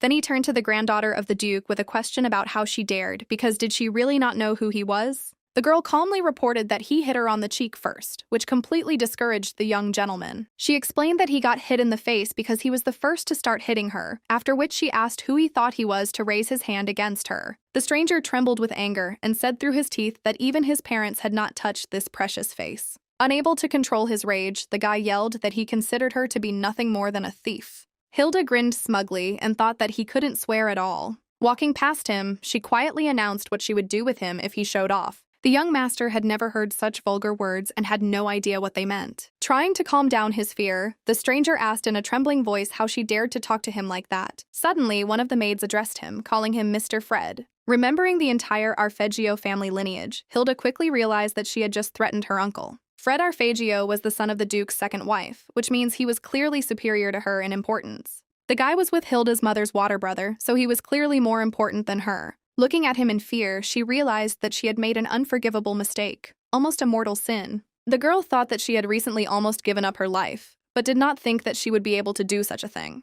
She began to approach Fred, asking if he was okay, to which the guy began shouting that she should not come and touch him with her dirty hands. Hilda calmly said that she had no way of knowing that they were relatives, to which the guy exclaimed that he was not going to bear the same last name as the girl who was born in an unknown place. The Duke's granddaughter said that in this case he would have to change his surname, and then asked why he raised his hand to her. The Duke's son screamed that he had punished the vile girl who dared to touch his things. Only after asking about when she touched his things, the girl immediately realized that they had reported to him about that very suit. Hilda assured him that the Count had given his personal permission for that outfit, and after wearing it, it was thoroughly washed. Fred shouted that no one would wear clothes that had been touched by her dirty hands, so now they should only throw them away. Seeing that he was still holding on to the bruised area, she tried to come up and offer her help, but the guy shouted that she should not touch him. She saw how he began to swing again to hit her, so she closed her eyes, realizing that she had no right to touch him. Suddenly, someone grabbed the Duke's son's hand, preventing him from carrying out his plan. The Viscount held Fred's hand tightly, telling him that he had better stop his rampage.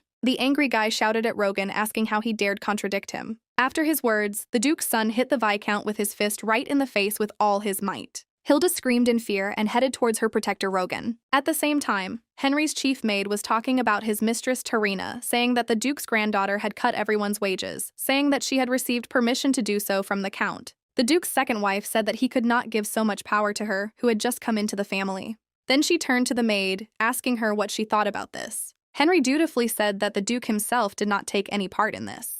Tarina explained to her that there was no point in him interfering, but if those of lower status interfered in their own affairs, they would get what they deserved. The maid asked if there was no permission from the Count, then why she could get away with this. The Duke's wife suggested that either Hilda was a little dog who did not yet know the fear of a tiger, or she was very resourceful and cunning. The woman decided that it would be better if she were a little dog because the Count hates ignorance. Tarina was well aware that it was not the girl who should be afraid of the girl who grew up in abandoned slums, trying to earn money for food. The only one to be afraid of was Viscount Rogan Staus, who was as cunning as a fox. The Count, for an unknown reason, treated him as his child. In response to this, the Viscount was ready to do anything for the sake of his patron, even sacrifice his life. The Duchess asked the maid if Staus was really looking after the girl, to which she replied that he was helping her get settled in the castle and also teaching her everything. Tarina said that the Viscount was incredibly cunning and then asked how they managed to do everything in secret from the family. Henry calmly said that although the girl was Ruthia's daughter, she had the blood of a commoner in her, after which she asked her mistress if they would just watch her become part of the family. The Duke's wife explained to her that those who do not have the right to interfere in something ultimately get what they deserve, so she should also watch how she behaves. The woman knew that Hilda was not a danger because there were those who would attack her first. A maid suddenly burst into the bedroom, screaming that something was wrong. The frightened girl spoke loudly that Mr. Fred and Mrs. Hilda were fighting. After the punch, the young master stepped back from the Viscount, dusting off his hand. The Duke's granddaughter did not understand why her teacher so easily accepted the blow from the impudent boy. Fred started swinging at Rogan again, asking him if he really wouldn't dodge. He didn't have time to reach the Viscount because Hilda's fist was faster. From such a blow, the young master found himself lying on the floor, and the maids immediately began to run to him. As the Duke's granddaughter watched the servants tend to the attacker, she wondered why everyone just watched and didn't intervene. Her thoughts were interrupted by the loud squeal of the fallen guy, asking for his mother to be brought urgently. The girl began to mock him, saying that the baby was asking to see his mother. Coming closer to him, she angrily asked if he was really so scared that he had shit himself because he was such an adult, and still calling for his mommy. Before she had time to finish speaking, a strong male hand covered her mouth, preventing her from uttering a sound. Hilda was indignant because just as she was getting the hang of it, she was interrupted so rudely. Rogan pulled her closer to him and quietly informed her that they needed to talk. She tried to break free from his grip, saying in frustration that she hadn't said everything yet. The Duke's granddaughter powerfully declared that she would watch Fred, so he should watch his actions. The beaten guy trembled with fear again, but this time he didn't dare say a word. Going into another room, Hilda timidly admitted to the Viscount that she was wrong. The girl said that this idiot dared to hit her teacher, although he had nothing to do with it, so she got angry. Rogan approached her and gently asked her to raise her head so that he could examine the site of the impact. He took some numbing ointment to ease the pain of her uncle's slap. She said that she was truly sorry while the Viscount gently applied the bruise to the area. Hilda added that she didn't want to leave him in an awkward position, to which he replied that there was nothing like that, because it was she who untied everything, not him. The girl made a dissatisfied face, saying that her interlocutor was terribly callous. The guy told her that Fred is someone who worships the strong and mocks the weak, especially those whom he considers inferior to himself. Hilda said that she was very sorry that they did this to him, but she believed that she did everything right, because her mother said that you need to be able to stand up for yourself. The Viscount explained to her that she should not have been angry that he had been hit. She said that she would like him to be on her side, but she does not force him to do this and does not want him to sacrifice himself for her. At the end of her speech, the girl enthusiastically added that she would protect those who were on her side. Rogan sadly stated that she did not protect him, but only worsened what was already a difficult situation. Looking at him, she thought that the guy was so cute on the outside, but incredibly callous on the inside. Opening the box of medicine, Hilda exclaimed that now it was his turn to be treated. Reaching into the jar of ointment, she grabbed his chin to apply it to his cheek herself. Touching his skin, the girl involuntarily thought that she was very tender, and under the pretext of helping, she was still able to touch him. Then she mentally began to curse Fred for ruining such a beautiful face. Dorothy knocked on their door and came into their room, apologizing for daring to disturb their conversation. The maid nervously announced that the mistress had invited them to have dinner together in the evening. Hilda thought that the Count's wife was going to scold her for touching her precious son. Rogan suddenly grabbed her hands and sheepishly asked if she was ready to meet her. Realizing that the guy was on her side, she happily announced that she was ready for this. That evening, they sat at the table with Tarina and Fred, thanking them for the invitation. The Countess politely asked if she knew correctly that her guest's name was Hilda Russ, to which the girl answered in the affirmative. The Viscount sitting next to her coughed quietly, giving some kind of signal to his student. The girl quickly realized her mistake and said that at the moment she was using the surname Arpeggio. An angry Fred furiously asked how she dared to take such a great surname. His mother asked him to observe etiquette and reminded him that this was an order from the Count himself. The guy did not let up and asked with annoyance how the Duke could decide on this without consulting other family members. The Viscount intervened in the conversation, saying that the head of the family is not obliged to ask anyone's opinion. He calmly added that he said this to put everything in its place. Pretending to be serious, he asked if the guy really wanted to challenge the Count's decision, but he answered in the negative.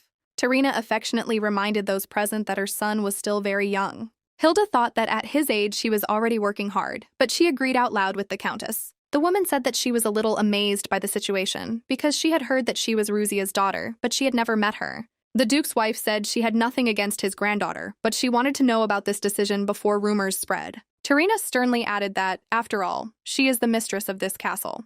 The Viscount calmly explained to her that he thought it would be wrong to interfere and asked her forgiveness. Watching their dialogue, the girl thought that this was much more interesting than waving her fists. When asked by the Duke's wife what excuse she would find for the situation with her son, Hilda triumphantly declared that she would better ask the culprit about it. Pointing at Fred, the girl loudly announced that he was the first to give her a pumpkin. Her teacher was not at all pleased that she was using such primitive speech. The young master screamed that she was the first to take his things without asking. Hilda explained that the Count had given her permission, and if he was dissatisfied with something, then she should contact him. Fred, turning to his mother, again shouted that her guest had rolled her eyes and was saying such things to him. The Duchess suddenly joined their dialogue, saying that there was some sense in the words of the Duke's granddaughter. She then added that the girl cannot hit her uncle because of her teacher. The Viscount tried to start making excuses for his student, but she took his hand in time and asked if they really wanted her to apologize. Hilda stated that if her son asked Staus for forgiveness, then he would not apologize to him, to which the Countess said that this should not depend on each other. The girl explained to her that this was precisely connected, because her son hit Rogan because he was angry with her. There was silence in the room, after which Tharina asked her if she really wanted Fred to bow his head before the Viscount.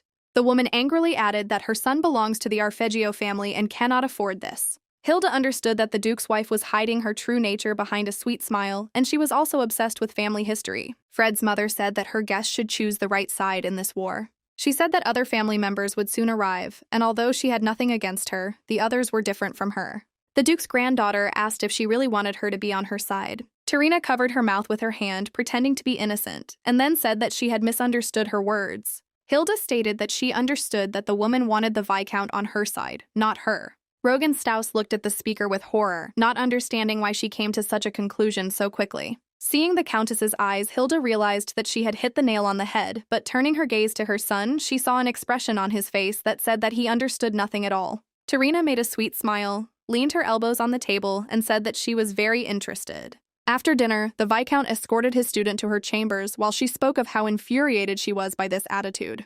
The guy explained to her that she should get used to it, since no one among the aristocrats would ever tell her directly, because it was not in accordance with etiquette. Hilda grabbed her head, saying that at this rate she would quickly go crazy. Pointing at Rogan, the girl loudly declared that she wanted him to be on her side. She then added that as soon as she said this, her soul immediately felt better. The Viscount asked her what she would have done if Madame Tarina had asked for it directly. The Duke's granddaughter was loudly indignant that his wife wanted to make her a mediator just to get close to him, and she did not like that at all. To his question about whether she really didn't want to be allies with her, the girl answered that she didn't want her to use him. Rogan looked at her confusedly and stated that he didn't know she would worry about him so much.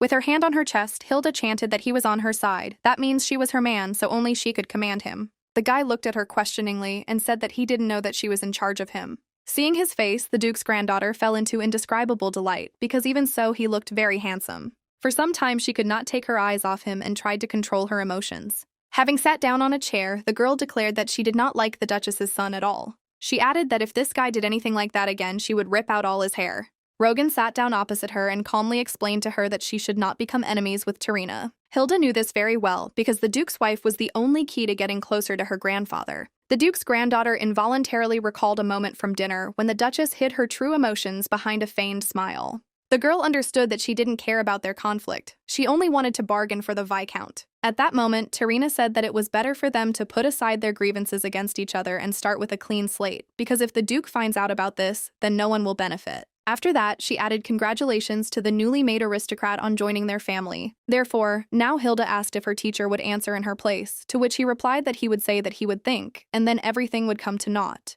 The girl indignantly asked whether there should be a double bottom in the words. Rogan explained to her that you should never show your trump cards to the enemy, then there will be an opportunity to win. In a conversation with the Duchess, Hilda's trump card was Rogan Staus, but she did not suspect it.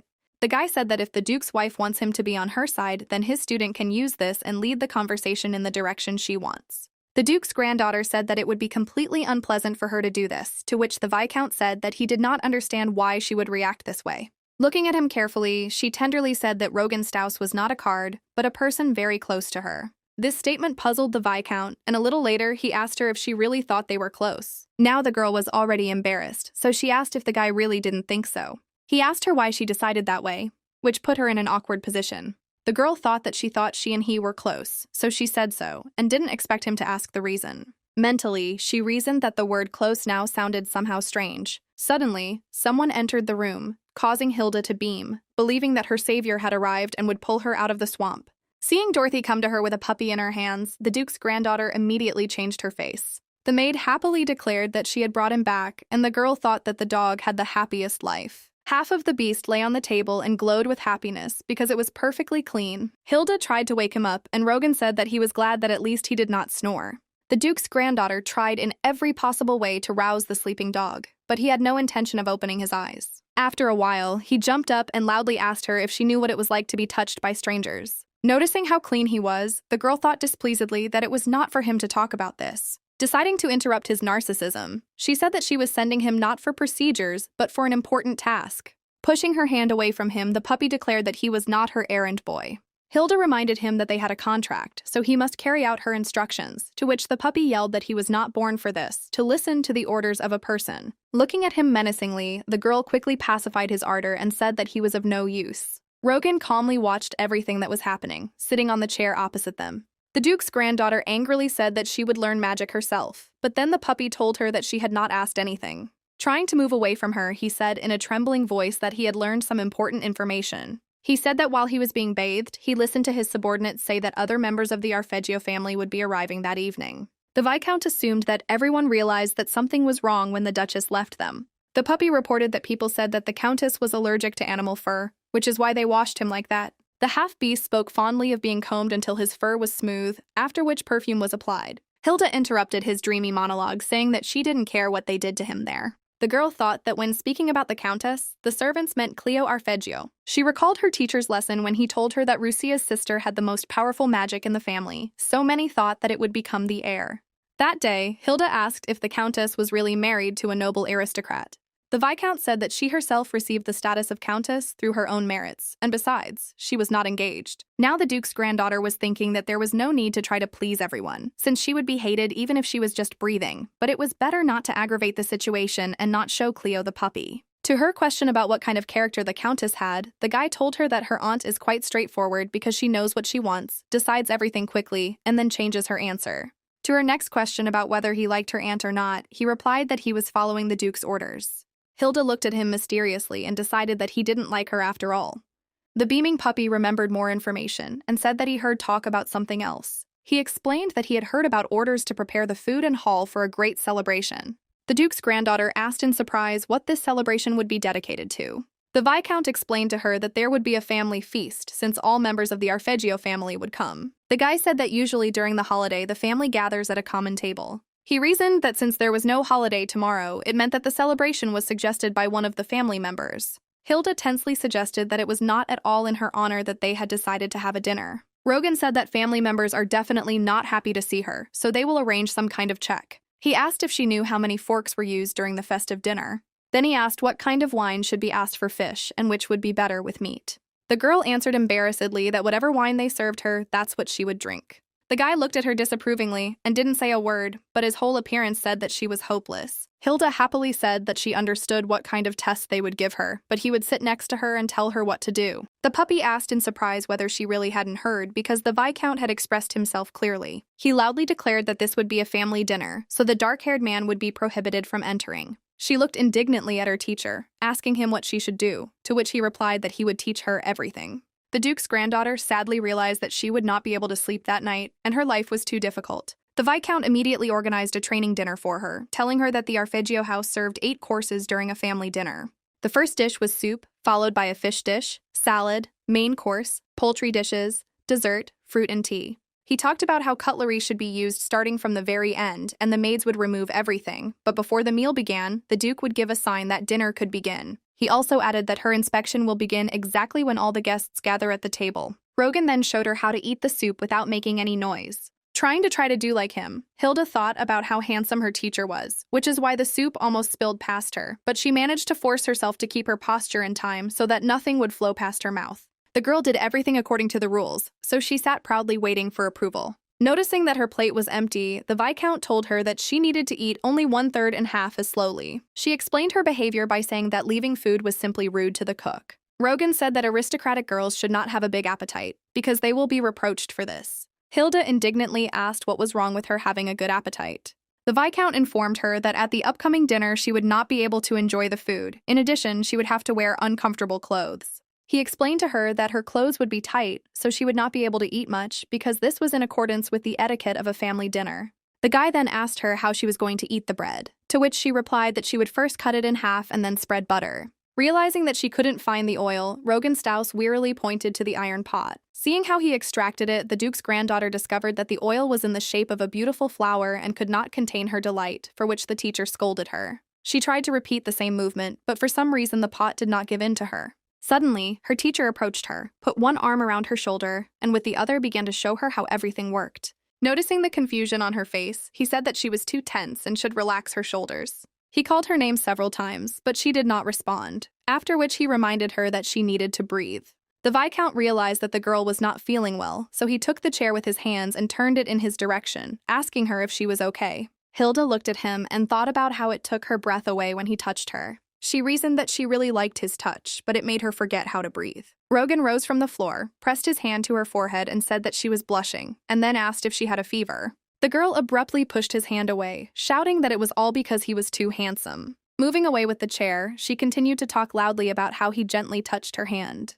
The Viscount was a little taken aback that he was causing such inconvenience to her and said that he apologized for taking her hand without asking permission. Hilda tried to hide her embarrassment and did not say that perhaps he had misunderstood her. She added that she was very embarrassed because he was incredibly handsome. While she was thinking that she really was her mother's daughter because she easily fell in love with handsome men, Rogan briefly thanked her. Even more embarrassed, the Duke's granddaughter did not understand why he was thanking her. She remembered her mother's words that if she was embarrassed, she should not show it, because it could become her weak point, so she should not show it and act as if everything was planned. Now getting up from the chair, the girl suggested taking a break for 10 minutes. Straightening her hair, she decided that she said this phrase like a true aristocrat.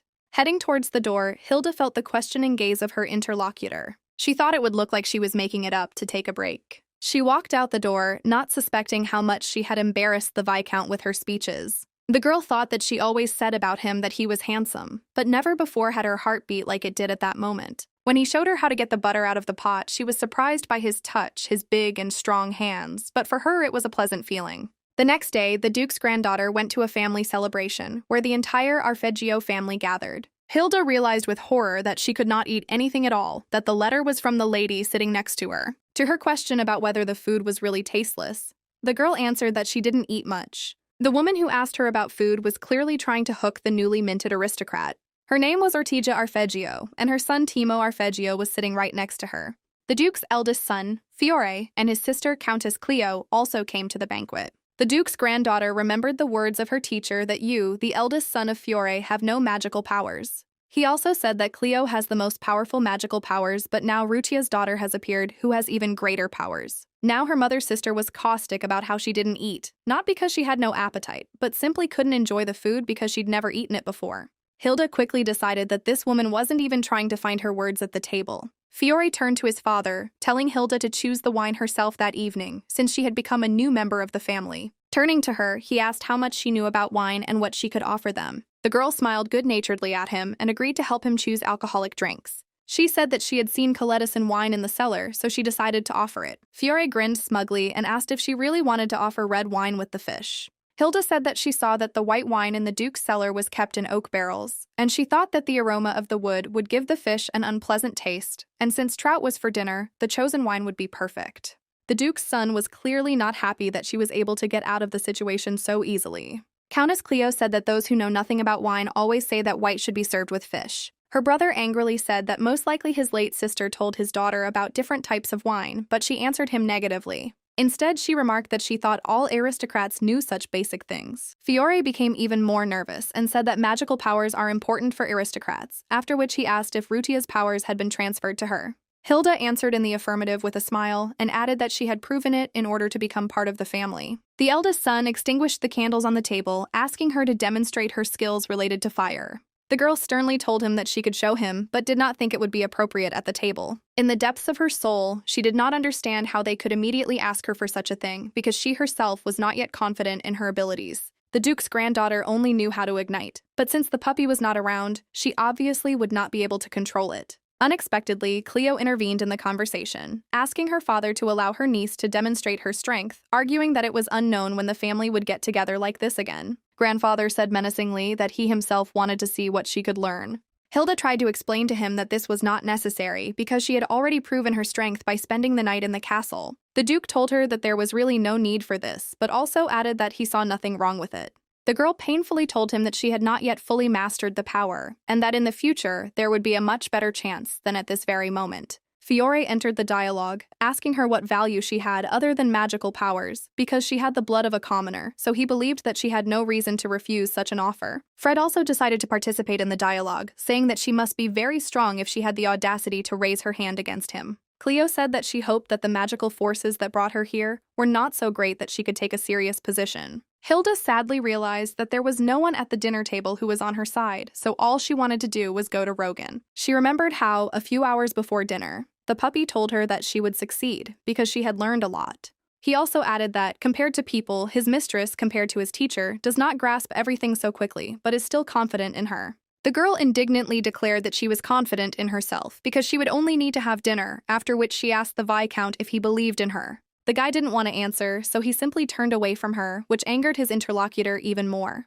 Rogan said he didn't expect much from her, but reminded her to remember the purpose of the dinner. Hilda sighed dejectedly and calmly said that they don't have to worry about it. The puppy did not try to restrain his emotions, so he said that tears were welling up from her helplessness. To her question about whether dinner would really be a chance to gain the full favor of the Duke, the Viscount replied that this time she had a different goal. She indignantly asked that perhaps the Duke would value her even more, to which the guy replied that if this happened, then she could ask him for anything she wanted. Hilda believed in her magical abilities, so she collected all the negative emotions that she experienced during dinner. There was a family around her that irritated her, there were people who did not speak directly, and you had to look for a catch in every word. Her indignation extended to the food, which she could not finish, and especially to the corset, which made it impossible to breathe. Feeling the strength in herself, the girl realized that this was exactly what she needed to light the flame. She pointed her finger towards the extinguished candles and cast a spell she knew. The Duke's granddaughter repeated the spell over and over again, but, to her deepest regret, the candles were never lit. She continued to repeat the spell, but everyone had already started laughing at her. Fiore joyfully stated that he was somehow even embarrassed to look at her useless attempts. Suddenly, his son turned to him, saying that his hair was burning with a blue flame. Realizing that something was wrong in his head, the eldest son screamed loudly for his father to help him. Everyone around was trying to help the burning Fiore, and the Duke's granddaughter realized that this was the end. Mentally, she said goodbye to her teacher and brought him her deepest regrets. The Duke's eldest son screamed loudly for his hair to be taken out of the fire immediately. Hilda noticed with horror that she did not know the spell to get rid of the flames. Everyone tried to put out the fire with improvised means, but as you know, magical fire is not so easy to put out. Sister Cleo slowly drank wine from her glass and watched with indignation at what was happening. Standing up from the table, she snapped her fingers and magic began to accumulate around her. The woman cast a spell that caused all the water in the room to gather into one large ball. Hilda could not believe her eyes because it was the first time she had seen such beautiful magic. Cleo did not waste any time, snapped her fingers again, and the magic ball headed straight to the place of the fire. Over Fiore, a ball of water burst, flooding burning hair and everything that was around. The Duke's eldest son fell to his hands and knees and nervously tried to catch his breath while his wife asked him if he was okay.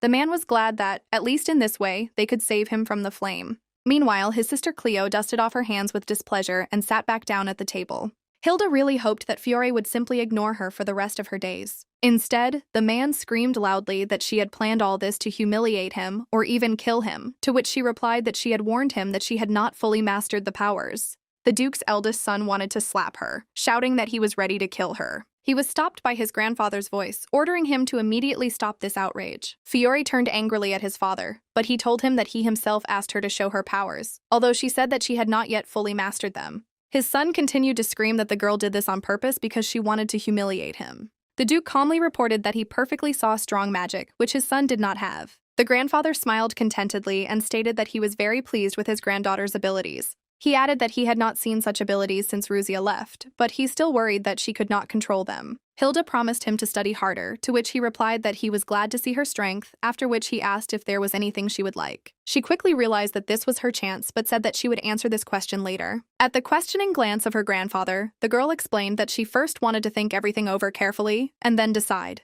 The Duke's granddaughter said that this is a rare case, so she will be careful about this opportunity. The Duke asked what she wanted, to which she calmly assured him that it would not cause him any trouble. There were 4 duchies in the kingdom, and the strongest among them was the Duchy of Arpeggio, led by Duke Arpeggio. She reminded her grandfather that he had the most extensive, rich, and fertile lands in his power. Therefore, whatever she asked, he would have the means and strength to do it, to which he replied that he could do everything. Deep down, the girl was jubilant, as her flattery worked perfectly and never failed her. The Duke slowly sipped his tea from his cup and said that the longer he looked at her, the more she reminded him of his daughter. Hilda thought that grandfather was talking about it again. She didn't understand whether he was praising her or scolding her. After dinner, the Duke's granddaughter caught up with Countess Cleo to speak with her alone. First of all, the girl apologized for the fact that because of her, the dinner had turned into real chaos, to which the Countess replied that it was not entirely her fault. The woman said indifferently that her older brother got what he wanted. Realizing that her sister's daughter had come to her for a reason, Cleo asked what she wanted to ask. In response to her question about whether she hated her, the Countess restrainedly asked if she really had reasons to love her. The girl naively suggested that the reason for love could be the fact that she is Rutia's daughter. Cleo dryly stated that she and her sister were not that close, even though they had similar facial features. Hilda noted with interest that their abilities fell into the category of water. Magical powers depended on character and personal preferences, so Cleo was similar to Rutia not only on the outside, but also on the inside. The woman quickly saw through the plan and said that she understood why she was interested in this, because she had recently gotten into a fight with her stepbrother. She then added that she burned her older brother's hair at dinner, and then asked if she really wanted to be friends with her, so that at least someone would be on her side. Approaching her, Cleo declared that the girl was not a mistake at all, and Hilda thought that she had been seen through so quickly. Her mother's sister said with a smirk that she hated her sister, so she had no reason to treat her daughter well. This statement puzzled the girl, so she could not answer. Hilda realized that Cleo is not one to beat around the bush, but she always says what she thinks. Leaning towards her, her mother's sister asked to know when the Duke's granddaughter would receive the gift. She honestly admitted that she was very curious about what she could ask him for. Returning to her bedroom, the girl remembered the words of her teacher that there was no one in the castle who would be on her side, and everyone would insult and bully her. Hilda didn't want to think about why Rogan's words came to her mind at that moment. Having changed her clothes, she headed towards the Viscount's bedroom, hoping that he was still awake. Entering the dark room, the girl spent some time getting used to the darkness, after which she headed towards the silhouette on the sofa. There was a sleeping teacher on it, holding an open history book in his hands. Hilda tried to move silently so as not to wake him because she knew that he did not have enough sleep. She decided to sit next to him, thinking that he, as before, was constantly tired. Landing on the sofa next to him, the girl gently laid her head on his shoulder. Rogan asked her how their dinner went, which greatly scared his student, but later reported that he woke up as soon as she entered. He interrupted her cries and again repeated his question about how this meeting went. The Duke's granddaughter was too ashamed to talk about what happened at the banquet. The guy said that, seeing how she doubted, he could assume that he had won the argument, to which she replied that the Duke really liked it and would even give her a reward. The Viscount asked if she was telling the truth, to which the girl answered in the affirmative with a drooping voice. Rogan asked why she was not happy, to which she sadly remarked that although the Duke praised her, other members of the family clearly hated her. He reminded her that he had originally said that no one would be happy to see a new member of the family. The girl confirmed that she knew perfectly well about this, and therefore did not understand why she was so unpleasant. Trying to calm her down, he gently touched her hand as it lay in her lap. The next day, 3 maids walked from the laundry discussing who the Count would make his heir. One of them believed that it was more profitable to support the eldest son. The other said that the influence of the new Duchess was too great, so you need to be on the side of her son, but they agreed that the Count would not pass on the inheritance to his granddaughter. Their conversation was quietly overheard by the newly made aristocrat's puppy, who was very pleased with what he heard. Arriving at his mistress, he conveyed exactly what the subject of their conversation was about. The angry Hilda was furiously interested in why they had such a sour reaction, because she showed enormous abilities, to which the puppy replied that strong magic shows the strength of the family, but does not mean that she will be a good duchess. The half-beast said that he had done a good job, so he asked for the promised reward. The girl said that she was unhappy with what she heard, but a promise is a promise. She pushed a plate of cookies towards him, and her faithful servant began to meticulously sniff at them. The dog said that there is a sweet shop on the main street that everyone is talking about, and where they sell the most delicious desserts. Without going into details, the puppy began to intensively devour the cookies, and the Duke's granddaughter thought that since he was so cute, she would not swear at him. The Viscount was sitting at the table with them, asking her that since she was distracted, she had probably already completed his task. Hilda indignantly stated that, of course, she managed to do everything before her servant arrived. The Viscount asked her to bring him her work, and then said that she was only thinking about playing. Seeing that the guy was carefully reading something, the Duke's granddaughter asked what they were writing there. Rogan explained to her that he had a letter from the royal family in his hands, giving permission for her to become part of the Arpeggio family. Seeing the excited expression on her face, he added that she became Arpeggio as soon as the Duke gave his consent. The Viscount said that now the Emperor has confirmed this, so next year she will be able to go out into the world. He stated that until then she should diligently study spoken arts and culture, as well as conform in appearance. Hearing the latter, Hilda indignantly asked if there was something wrong with her. Rogan has already begun to check her letter, at the same time saying that she should not compare herself with others, but should become the one who knows and can do more than others. The girl got a headache from his words. She could no longer listen to his grumbling every day. Pointing to a letter lying on a stack of books, the Duke's granddaughter asked if it had all come from the palace. The guy told her that this was a response about the Night Castle, which said that the Empire wanted to discuss this issue. The Viscount suggested that this was a house that was of great importance, so it would not be easy to obtain it. Hilda said that the imperial family did not have magical powers, after which she asked if it would not be better for them to get rid of the Night Castle. She added that in the event of a sale, someone might dispute that magical blood flows in the imperial family, to which he replied that is why, if something is missing, it should never be shown to anyone. Deciding to change her anger to mercy, Rogan took out a large chest completely filled with gold. The Duke's granddaughter ran up to him and asked with delight what it was, to which the guy replied that it was money for her maintenance until the summer. For a long time, the girl could not believe that all the money in the chest belonged only to her. Taking a couple of coins in her hands, she thought about what it meant to be an aristocrat. The Viscount said that this is money for her maintenance. It can be used to buy dresses, jewelry, facial and body treatments. The Duke's granddaughter asked how much money was used to buy the clothes she is wearing now. The guy calmly explained that all this was bought with his own money. When she asked why he did it, Rogan Staus said that it was an apology gift because he couldn't prepare everything well on the first day, and she had to wear Mr. Fred's clothes.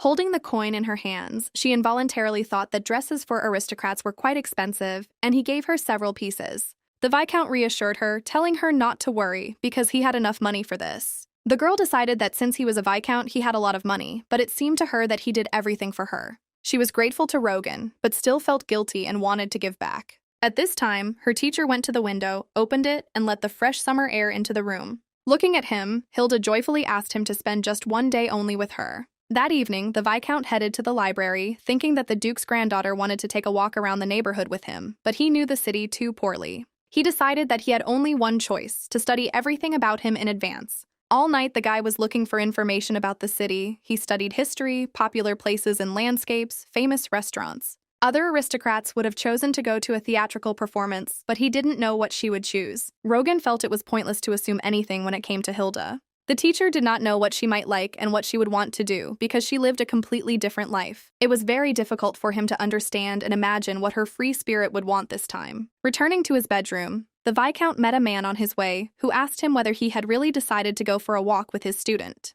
Coming closer, Rogan recognized in the stranger the features of Fiore's eldest son, Arpeggio. Raising his eyes a little higher, the guy realized that after what happened at the dinner, the aristocrat began to wear a hat. Fiore said that someone as crazy as Hilda should not go out anywhere, and his father is very reckless.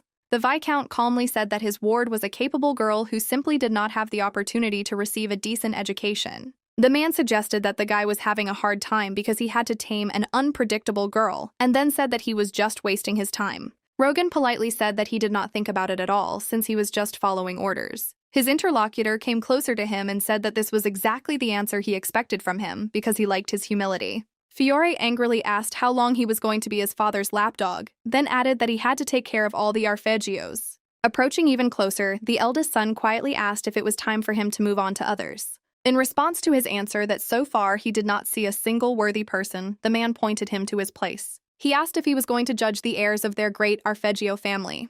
The Viscount said that he had no right to do this, because the decision would be made by the Duke himself. Then he calmly added that it so happened that he often listened to the opinion of his lapdog. After his words, the guy quickly turned around and walked away, leaving his trembling opponent alone. The next morning, Hilda was woken up very early, because of which she was indignant, and asked whether it was really necessary to get up so early. The maid Dorothy talked about how her mistress should look good, because her date with the Viscount had finally arrived, how great she also looked. In response to the girl's indignation that they were not having a date, but just a walk, the maid said that she would make her a beauty from whom it would be impossible to take her eyes off.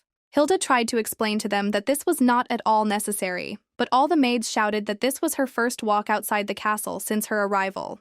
The Duke's granddaughter wondered if she should dress up for such an exceptional occasion. Dorothy talked about tightening the corset even tighter and asked her mistress to hold her breath. They applied glitter to her collarbones so that when sunlight hit them, they would glow. A few hours later, Hilda Arpeggio was fully prepared for her first trip to the city. All the maids stared at her, saying that she had changed a lot and was not at all like herself when she arrived at the castle. They blurred with the realization that she now looked just like an aristocrat. Even though she didn't like what they said, she was still happy that the girls could laugh and act happy around her. Dorothy asked with interest what perfume the Viscount wears because he always smells so nice.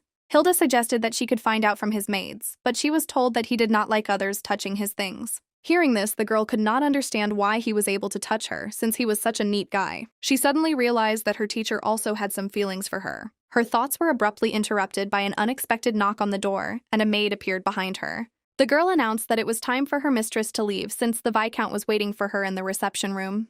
Having looked at her assistants one last time, Hilda happily thought that as soon as he saw her, he would be speechless. Holding her dress, the Duke's granddaughter ran as fast as she could along the corridor towards the reception room. She was very happy from the realization that he was also not indifferent to her.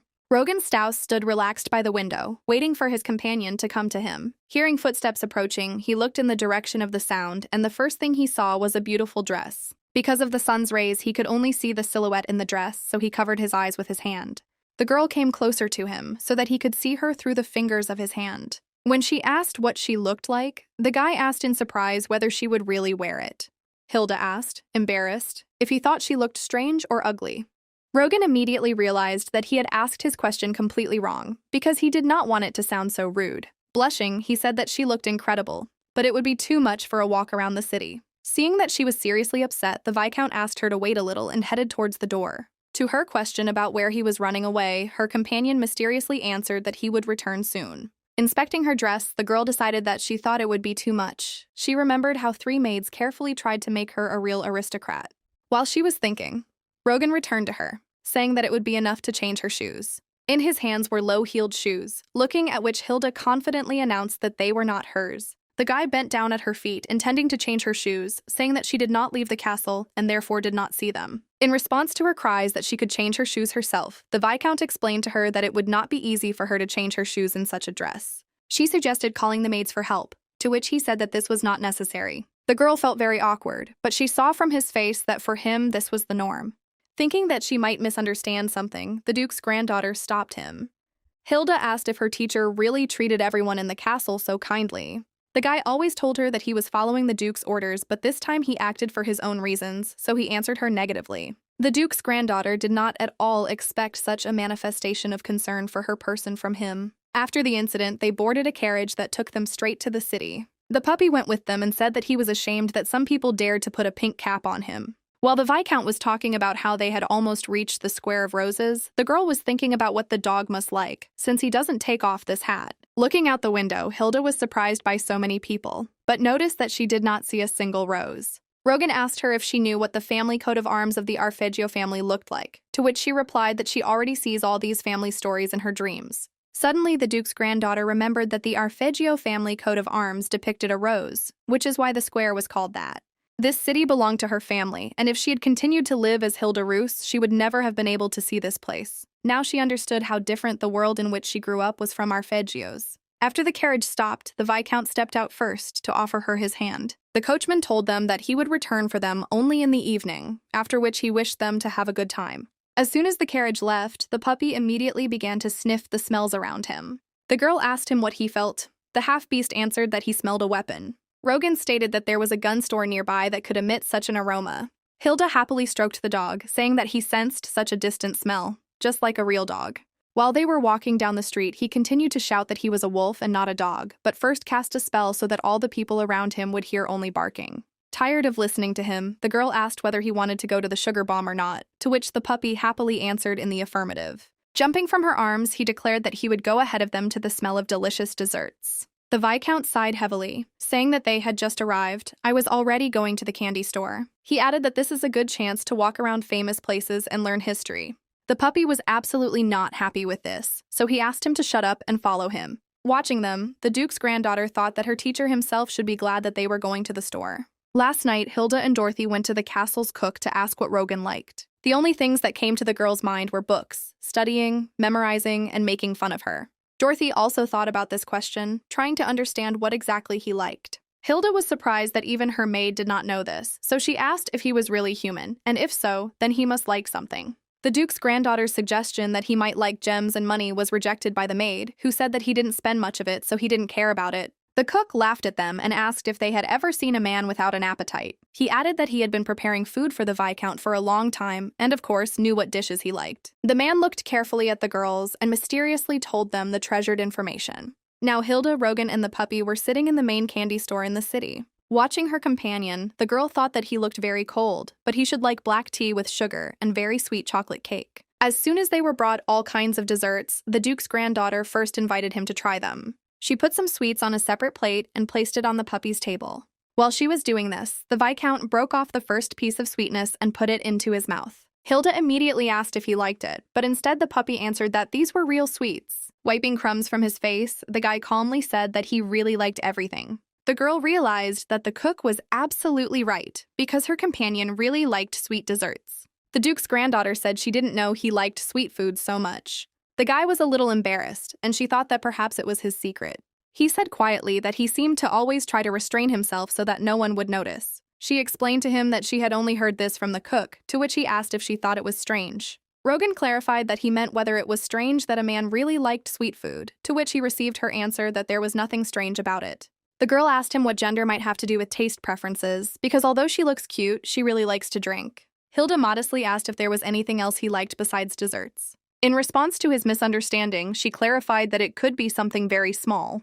The guy made a thoughtful face and looked carefully at his interlocutor. The Duke's granddaughter thought that she just asked what he liked, and he thought so seriously about where it came from that he didn't think about himself at all. After some time, Rogan said in a serious tone that he liked compliments. He added that he likes it when his merits are recognized, because then he understands that everything was not in vain. The girl noticed that he was already very smart, and therefore worthy of eternal praise. She knew things could have been different, but he tried his best to be the best and get praise. Hilda admired her teacher more and more every day, gradually falling in love with him. The puppy suggested that his owner should also try hard to receive compliments. He added that it's like the ugly duckling, because he will live longer if at least he receives praise and support from someone. Licking his paws, the dog finished his thought by saying that this makes him move on. The Duke's granddaughter was very indignant at the puppy's words and wanted to answer him something, but she understood that he was right, because she only caused everyone inconvenience. Suddenly, the Viscount took her hands and said that she should not worry, because she was coping with everything very well.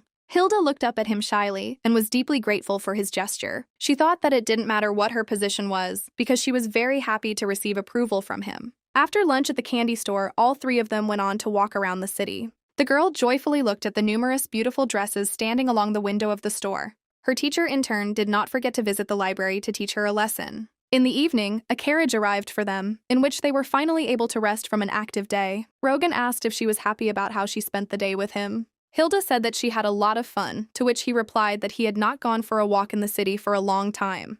The puppy said that he also had fun because people had never treated him that way before. Before he could finish speaking, the cart came to an abrupt stop, causing all three to hit the interior walls. The guy quickly rushed to the Duke's granddaughter, asking if everything was okay with her. He said that he would come out to look and ordered her to stay inside the cart. Hilda told him that it was dangerous to go out alone and suggested that he take the puppy with him and use it as a weapon. Taking the puppy with him, the Viscount headed outside, telling her not to go out. As the Duke's granddaughter watched them leave, all she could think about was that they be careful. After some time, she heard a loud scream of a man, which greatly frightened her. She trembled and thought that most likely this man had just been killed. Hilda was just about to get out of the cart to check if they were safe, when the Viscount's menacing voice ordered her to remain in place. The girl was seriously scared, and nevertheless decided to disobey the order and get out of the cart. Outside, she discovered that her puppy had returned to her previous form and told her that she didn't have the strength to defend herself, so she shouldn't just wander around like that. The Duke's granddaughter turned to the cart and asked what had happened to the groom. Rogan abruptly approached her and closed her eyes, saying that she should not see this. Through her fingers, the girl noticed a man lying on the floor covered in blood and wondered in horror if the robbers had really done this. The guy told her that it was necessary to return to the cart, to which she asked in fear whether these were really robbers. Half of the beast had lost its paws and said that ordinary robbers would not attack her cart, which means they were hired killers. The Viscount shouted loudly at him because the girl in his arms began to tremble more and more. She thought about who could be the target of the assassins and why they attacked now.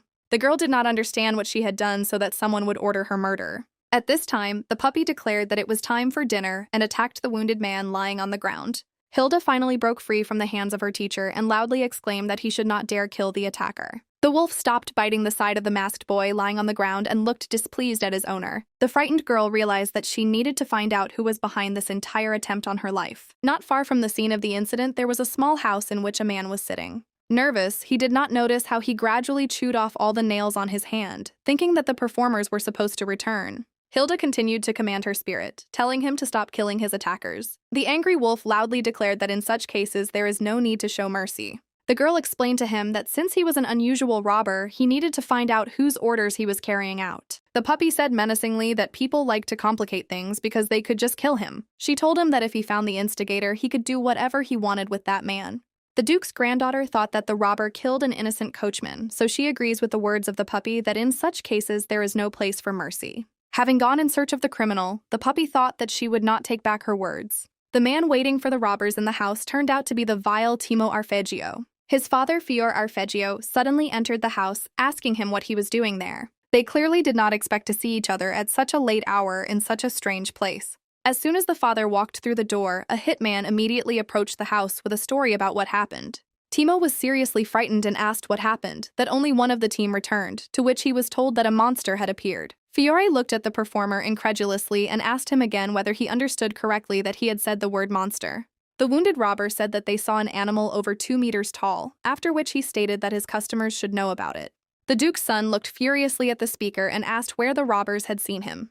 The guy said that he attacked them at the foot of the sloping road that leads into the city. Before he could finish speaking, Fiore, with a quick movement of his sword, tore his head off his shoulders. Having sheathed his sword, Timo's father walked up to his son, hit him in the face, and told him that he was a fool. He assumed that the guy couldn't come up with such a plan alone, so he asked whose idea it was. The Duke's eldest son put a lot of pressure on the frightened guy, and he told him that it was Madame Tarina's plan. Fiore became even more angry and shouted about how he could be such a thoughtless fool. Timo said that this girl, who has dirty blood mixed in, demoted them and is trying to gain recognition from her grandfather with some insignificant magic.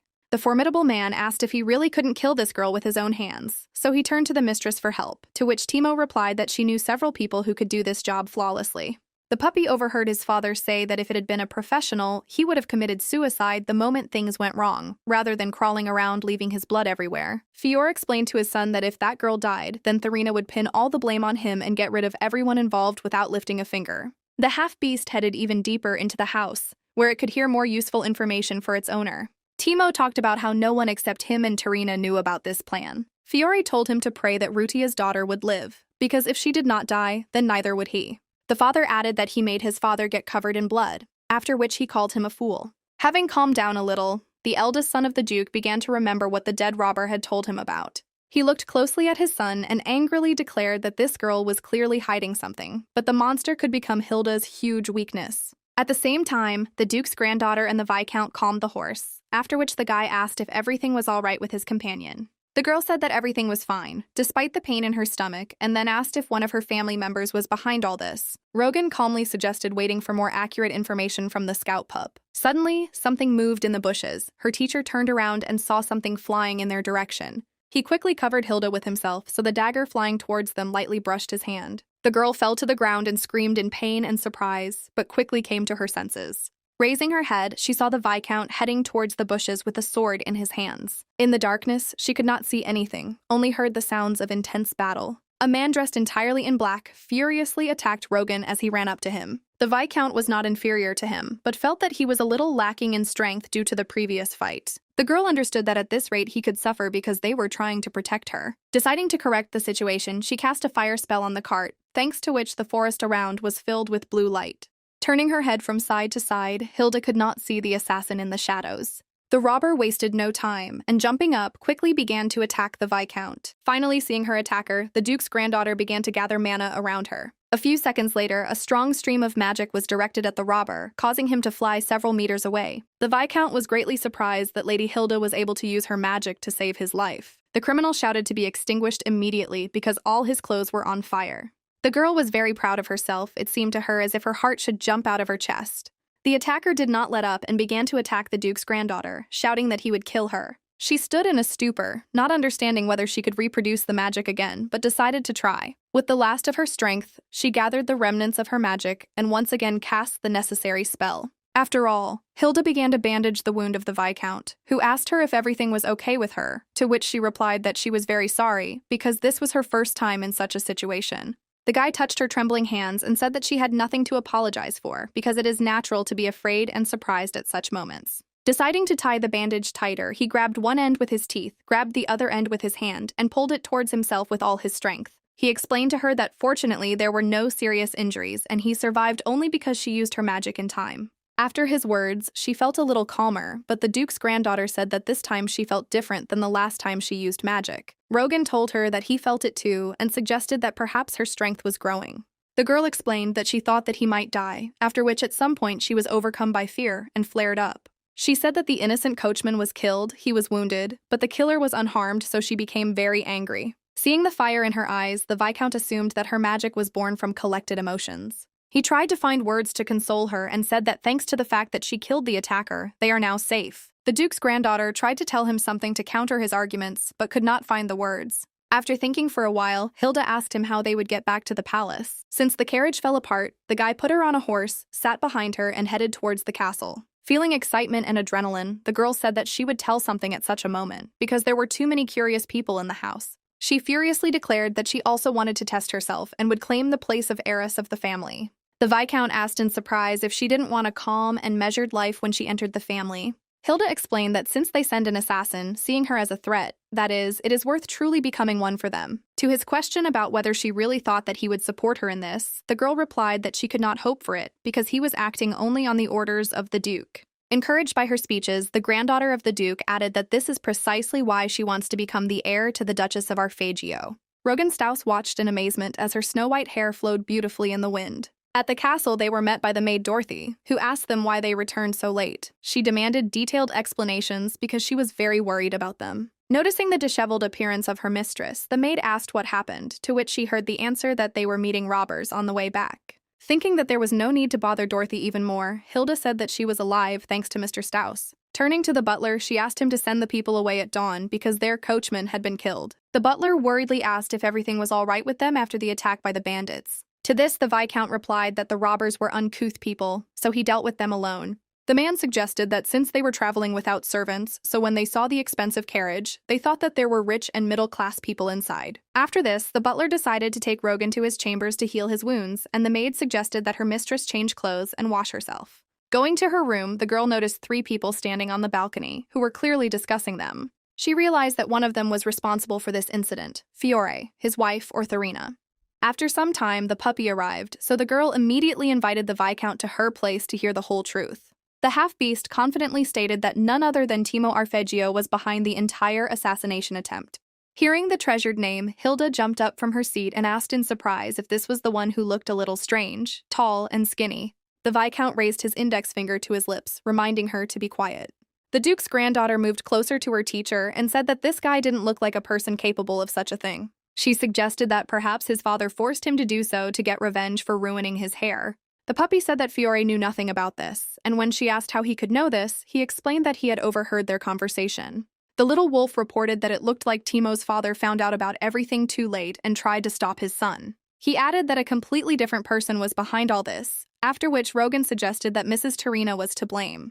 The girl asked in fear whether she really had a good relationship with the Fiore family, because before that they were at enmity. The Viscount reported that Mr. Timo was a bit weak-willed, so he could not do this job alone.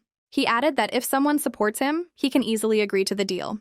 The guy said that if she wanted to get rid of 2 birds with 1 stone, then this option was quite possible, to which the Duke's granddaughter asked if Fiore and she were really these 2 birds with 1 stone. The puppy explained that Fiore had said the same thing to his son, then added that he actually thought he was a fool, seeing that hair was burned. Hilda was outraged that Tarina was using Timo, but he didn't even suspect that he was digging a hole for himself. She thought that there were too many people who wanted her to die quickly. Out of fatigue, the girl covered her face with her hand, took a deep breath, and thought for a while. In her opinion, she needed to get rid of both Tarina and Timo at the same time. However, she understood that she would not be able to get the position of heiress if she was at enmity with everyone. She was overcome with madness from the realization that she had set herself an impossible task. After some time, Hilda, having thought it over carefully, suggested using Fiore. The Viscount asked if she really wanted to use this incident to her advantage. The girl explained to him that they should at least try to do just that. The guy asked what would happen if he pretended that he didn't know anything, because they didn't have any solid evidence. Hilda enthusiastically stated that they would not need evidence, but only a witness. They sat at the table for a very long time and discussed how they should act correctly in the situation. That same evening, the Duke's granddaughter could not sleep at all due to the emotions she had experienced during the day. She didn't understand how she got here, and why she still decided to become the successor to the Arpeggio family. The girl thought that she simply wanted to live in prosperity and peace. But no matter how brave she was in front of Rogan, she was not sure that she could become an heiress. Turning from side to side, Hilda still could not fall asleep.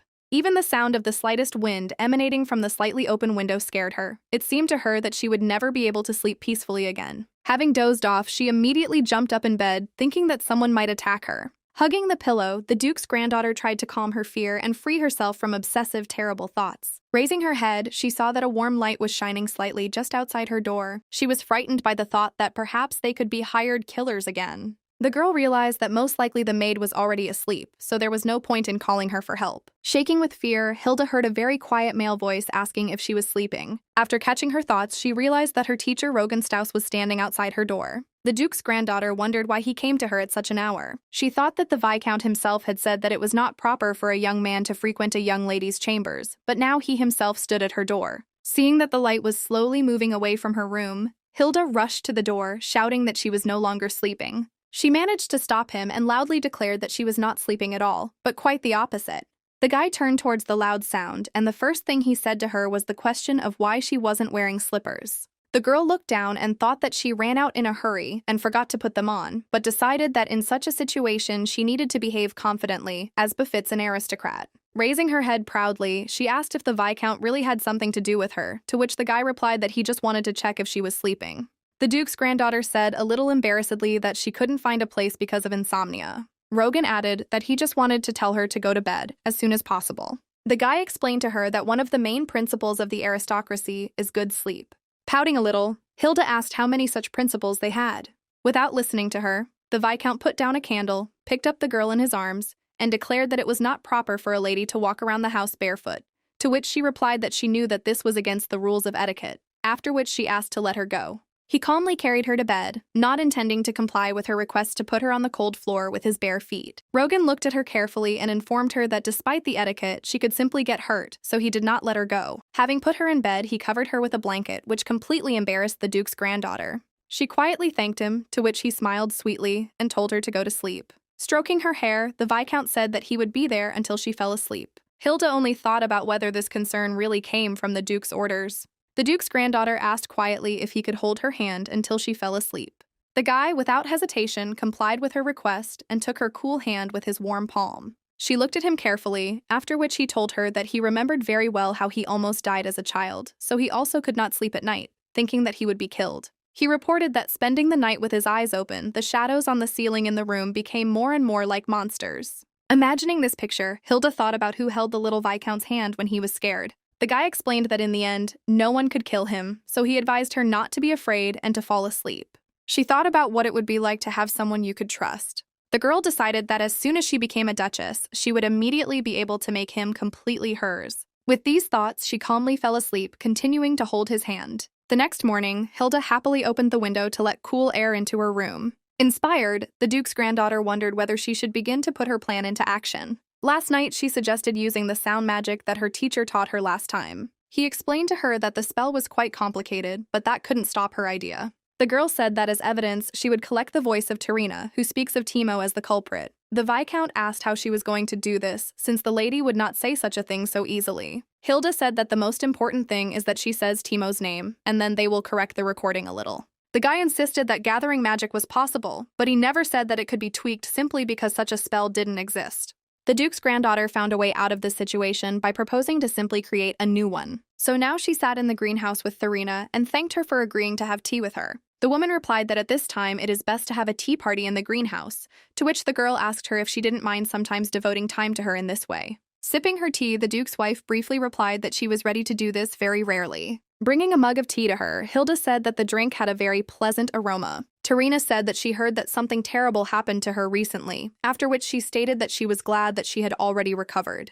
Changing mercy to anger, she asked if they managed to catch the culprit of the attack. The Duke's granddaughter assumed that the woman would agree to the tea party only to find out more details. She said that, unfortunately, the body was burned without a trace, so it could not be identified, to which the Duke's wife stated that recently the robbers had become completely unruly. Tarina said that Hilda was very lucky to be alive, to which she replied that heaven was on her side. Having decided that it was time to collect information, the girl said that, sitting in the greenhouse, she involuntarily remembered her father, who was a gardener by profession. She then said that she had heard from the servants that her father used to work at the castle as a gardener, after which she asked if the woman knew him. Tarina answered with a soulless look that, unfortunately, she did not know him because she had never met Rutsia. Hilda said that she was very sorry because her father was really very, very handsome. Using cunning, she assumed that her father was as tall as Mr. Fiore's son, after which she assumed that his name was Fred. The Duke's wife was clearly unhappy that the newly made aristocrat had not yet learned all the names. She displeasedly explained to her interlocutor that Fiore's son's name is Timo Arpeggio. The girl pretended that she had learned all the names incorrectly, to which the woman replied that this was very bad, because if she made such mistakes in front of other people, then she would have a hard time. Tarina looked at her mockingly and said that she still had a lot to learn, and it must be very difficult for her teacher. Hilda thought that she could laugh as much as she wanted, because soon the reasons for laughter would disappear, but she confirmed her words out loud. That evening, she went to the Viscount to reproduce everything she had recorded using the magic of sounds. Rogan wrote down all the words on a piece of paper, and the girl was interested in why he uses such complex expressions, because it would be better to remove them so that the sentence becomes shorter. The guy explained to her that the effectiveness of magic lies in how beautiful and impressive the spell it creates. She asked her puppy if this was true, to which he replied that a word can cut worse than a knife. The Viscount said that the language of the runes is a tool for creating a dialogue with the universe, and she prefers to respond to more polite words. Seeing that her teacher had finished writing down all the words, she invited him to try to perform the spell. He took out a pendant with a rose, attached it to the written letter, and began to cast a spell. With the help of Rogan's spell, the voices of Hilda and Tarina began to appear in the form of letters. The guy looked at the text and said that there were too many unnecessary words, and the puppy added that it would take a long time to correct it. The two of them suggested that everything would work out if they plunged into it headlong for 2 days. The little wolf reasoned that this is not a matter that can be solved only with the help of magical abilities, because it will only work if there is a deep understanding of the spell and a great connection with the universe. The girl decided not to hesitate, touched the flying letters with her hand, and suggested simply erasing the unnecessary parts. The puppy mockingly stated that if everything was so easy to do, they would do it that way. Hilda said enthusiastically that she was doing great and was even surprised that it was so easy. Rogan tried to stop her, saying that it could be dangerous, but the Duke's granddaughter was determined to remove all unnecessary things. The puppy who was watching her informed her that her skills in magic were not strong, but incredibly powerful. Looking back at him, the girl thought that she did not understand at all what he was talking about. Then her gaze fell on her teacher's face, which was soft and hopeful. Hilda decided that since he was smiling, it meant that she was really very good. Thus, they received false testimony, and all that remained was to figure out the time and place to blackmail Timo. But after the incident with the attack, Fiore stuck to him and did not even think of leaving him alone. The girl was well aware that she needed to pick the moment and meet Timo alone. Walking one day in the park, the Viscount told her that the next day Mr. Fiore would not be in the castle. Hilda was stunned by the news, but realized that this might be her only chance. Before that, she had been tormented all night by thoughts and even secretly watched Fiore's son, but she just needed to discuss everything with Rogan. The guy said that early in the morning he would go to the estate of Baron Raguel, so he would probably return only the day after tomorrow morning or late in the evening. The Duke's granddaughter asked how he knew so much and suggested that he had the gift of foresight. He explained to her that he had heard out of the corner of his ear that there would be a billiards meeting at the Baron's house, and Mr. Fiore never misses such meetings of high society. Hilda asked with interest whether he really loved entertainment that much, to which the guy replied that the billiards meeting was not just for fun. Rogan added that the people on it, pretending to be close friends, looked closely at the enemy forces and showed off themselves, and of course, collected information. In response to her question about whether he would take his son with him, the Viscount suggested that he would not waste money and pay a fee for the participation of 2 at once. Her teacher said that many tea parties also have a participation fee or some other conditions, to which the girl thought that the aristocrats were going crazy, they didn't know what to do with their money. She calmly stated that, be that as it may, everything worked out perfectly because the meeting was organized at the most opportune time. The Viscount smiled mysteriously and said that this was indeed a lucky coincidence. Watching him, Hilda caught the strangeness in his behavior, but quickly guessed everything. Running up to him, she assumed that he had done something to make this billiards meeting take place. Turning to her, the guy said that he had only prepared the place, and then asked if she could handle the rest herself. The Duke's granddaughter happily declared that he need not worry because she is a master of threats. The next morning, as the Viscount had predicted, Fior Arpeggio went to the meeting. Watching him through the window, the girl thought that for this man, access to high society was much more important than supervising his own son. At the same time, the butler came to her, informing her that she could go to Timo. Hilda realized that Fiore had advised his son not to meet her alone. But Timo arrogantly decided that he could cope with her himself in any case. For her, it was only for the better. Timo rudely said that she didn't even know when to bow her head, after which he called her an uneducated girl. The girl calmly declared that he should bow his head to her. When she asked why he thought she came, the guy suggested that if she came to apologize for the incident when she set fire to his father's hair, then she should bow her head to the floor. The Duke's granddaughter was outraged by such impudence and menacingly said that it was he who should apologize. Looking straight into his eyes, the girl stoically said that he should apologize for trying to kill her. Fiore's son immediately started screaming that she had no evidence. If he were truly innocent, he would be confused or ask what kind of nonsense she was talking about, but at least he would not talk about evidence. Hilda sadly realized that the Duke's grandson had actually tried to kill her in secret. The girl asked him if he really thought that she came to him without evidence, to which he shouted that she was lying. She took out the medallion and began to cast a spell to the wild, incomprehensible exclamations of Timo. From the medallion came the words of Mrs. Therina, who said that she heard that a few days ago she experienced something truly terrible. She had to use sound-gathering magic and editing magic to intimidate him. She had to learn so much at an accelerated pace that she did not understand whether she should be grateful for it or vice versa. The recording said that Timo Arpeggio was the culprit, but since it was all fabricated, the girl felt a little insecure. Hearing his name, the guy fell to his knees and began to say that he was not the criminal at all. Removing the pendant from her neck, Hilda slowly walked towards him as he shook in fear. Approaching him closely, the Duke's granddaughter announced that she was going to give this recording to the Duke. On his knees, Timo begged her not to do this because otherwise he would be finished. She indignantly asked why on earth she shouldn't do this, to which he replied that it wasn't him who did it all. The girl asked if he really thought that Mrs. Therina was just testimony. Hilda added that the Duke's wife said that she had evidence and promised to testify before the Duke with her.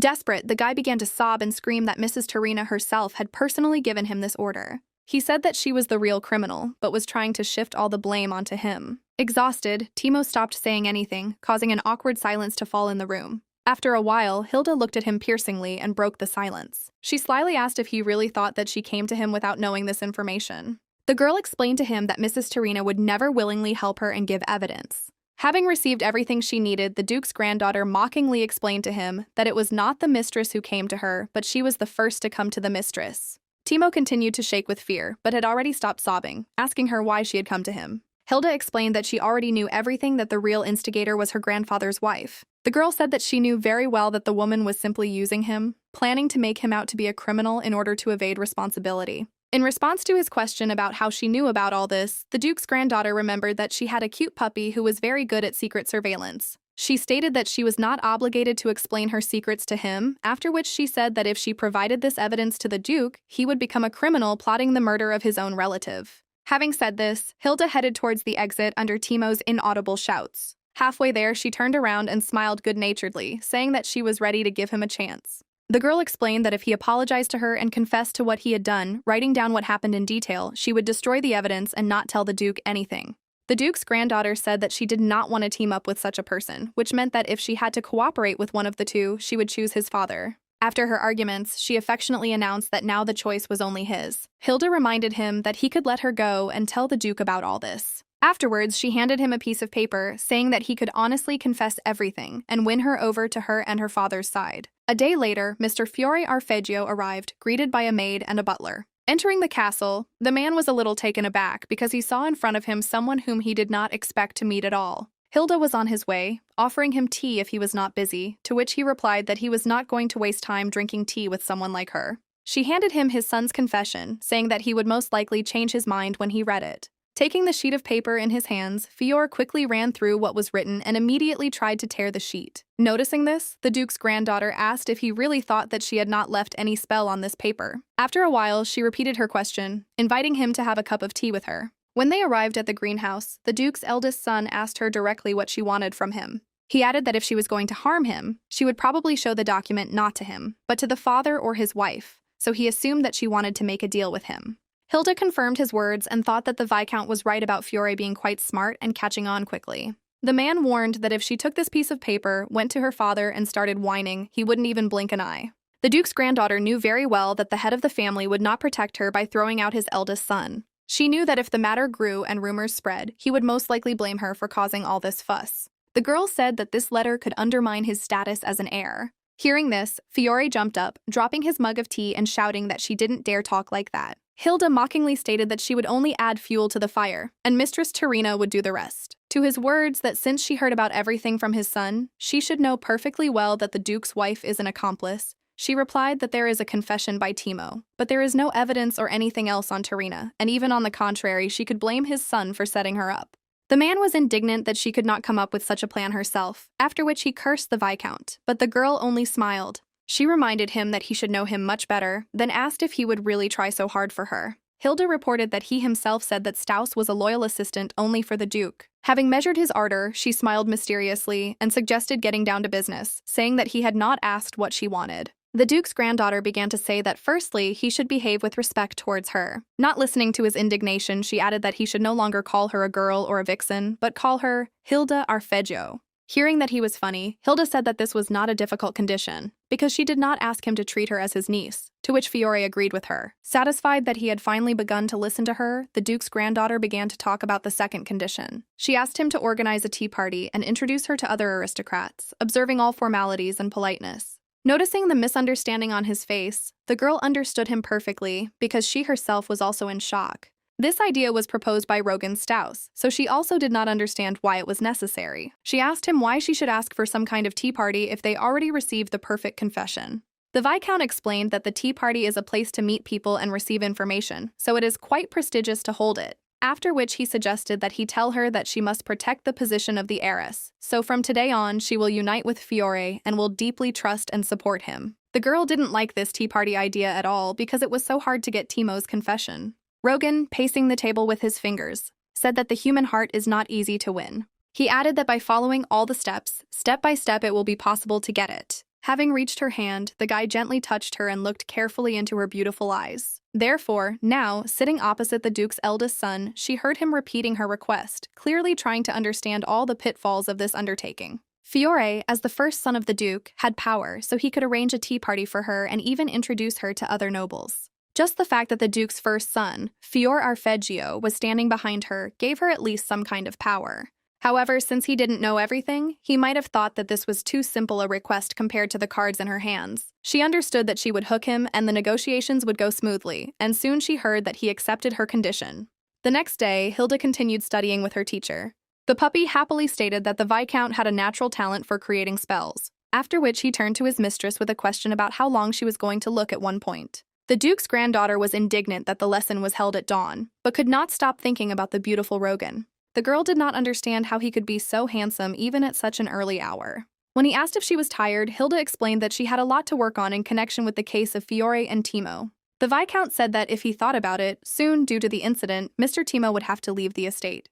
The guy said that it looks like he is being transferred to a boarding school in the south. Presumably he is being sent to a place where magic is lacking. He added that, for example, the magic of Mrs. Therina or Hilda herself could reach him. She screamed that when he said that, it looked like she had done something as bad as Therina. The girl added that although the Duke's wife was going to take her life, all she did was make Timo fall to his knees and cry. The puppy said that it was time for her to stop talking in vain, and instead it was necessary to concentrate on the lesson. Deciding that she was not ready to return to her studies, Hilda happily announced that she had decided on what she wanted to receive from the Duke as a reward.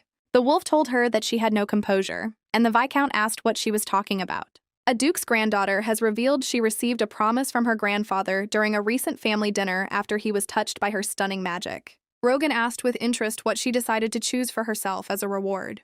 Hilda made a mysterious expression on her face, smiled contentedly, and tried to stall for time. Sometime later, she went to her grandfather and asked him to assign a knight to her. She argued that she only needed someone who could protect her by taking responsibility for her life. The Duke said that he heard that a few days ago she was attacked by robbers, after which he asked you if that was why she was asking him for such a favor.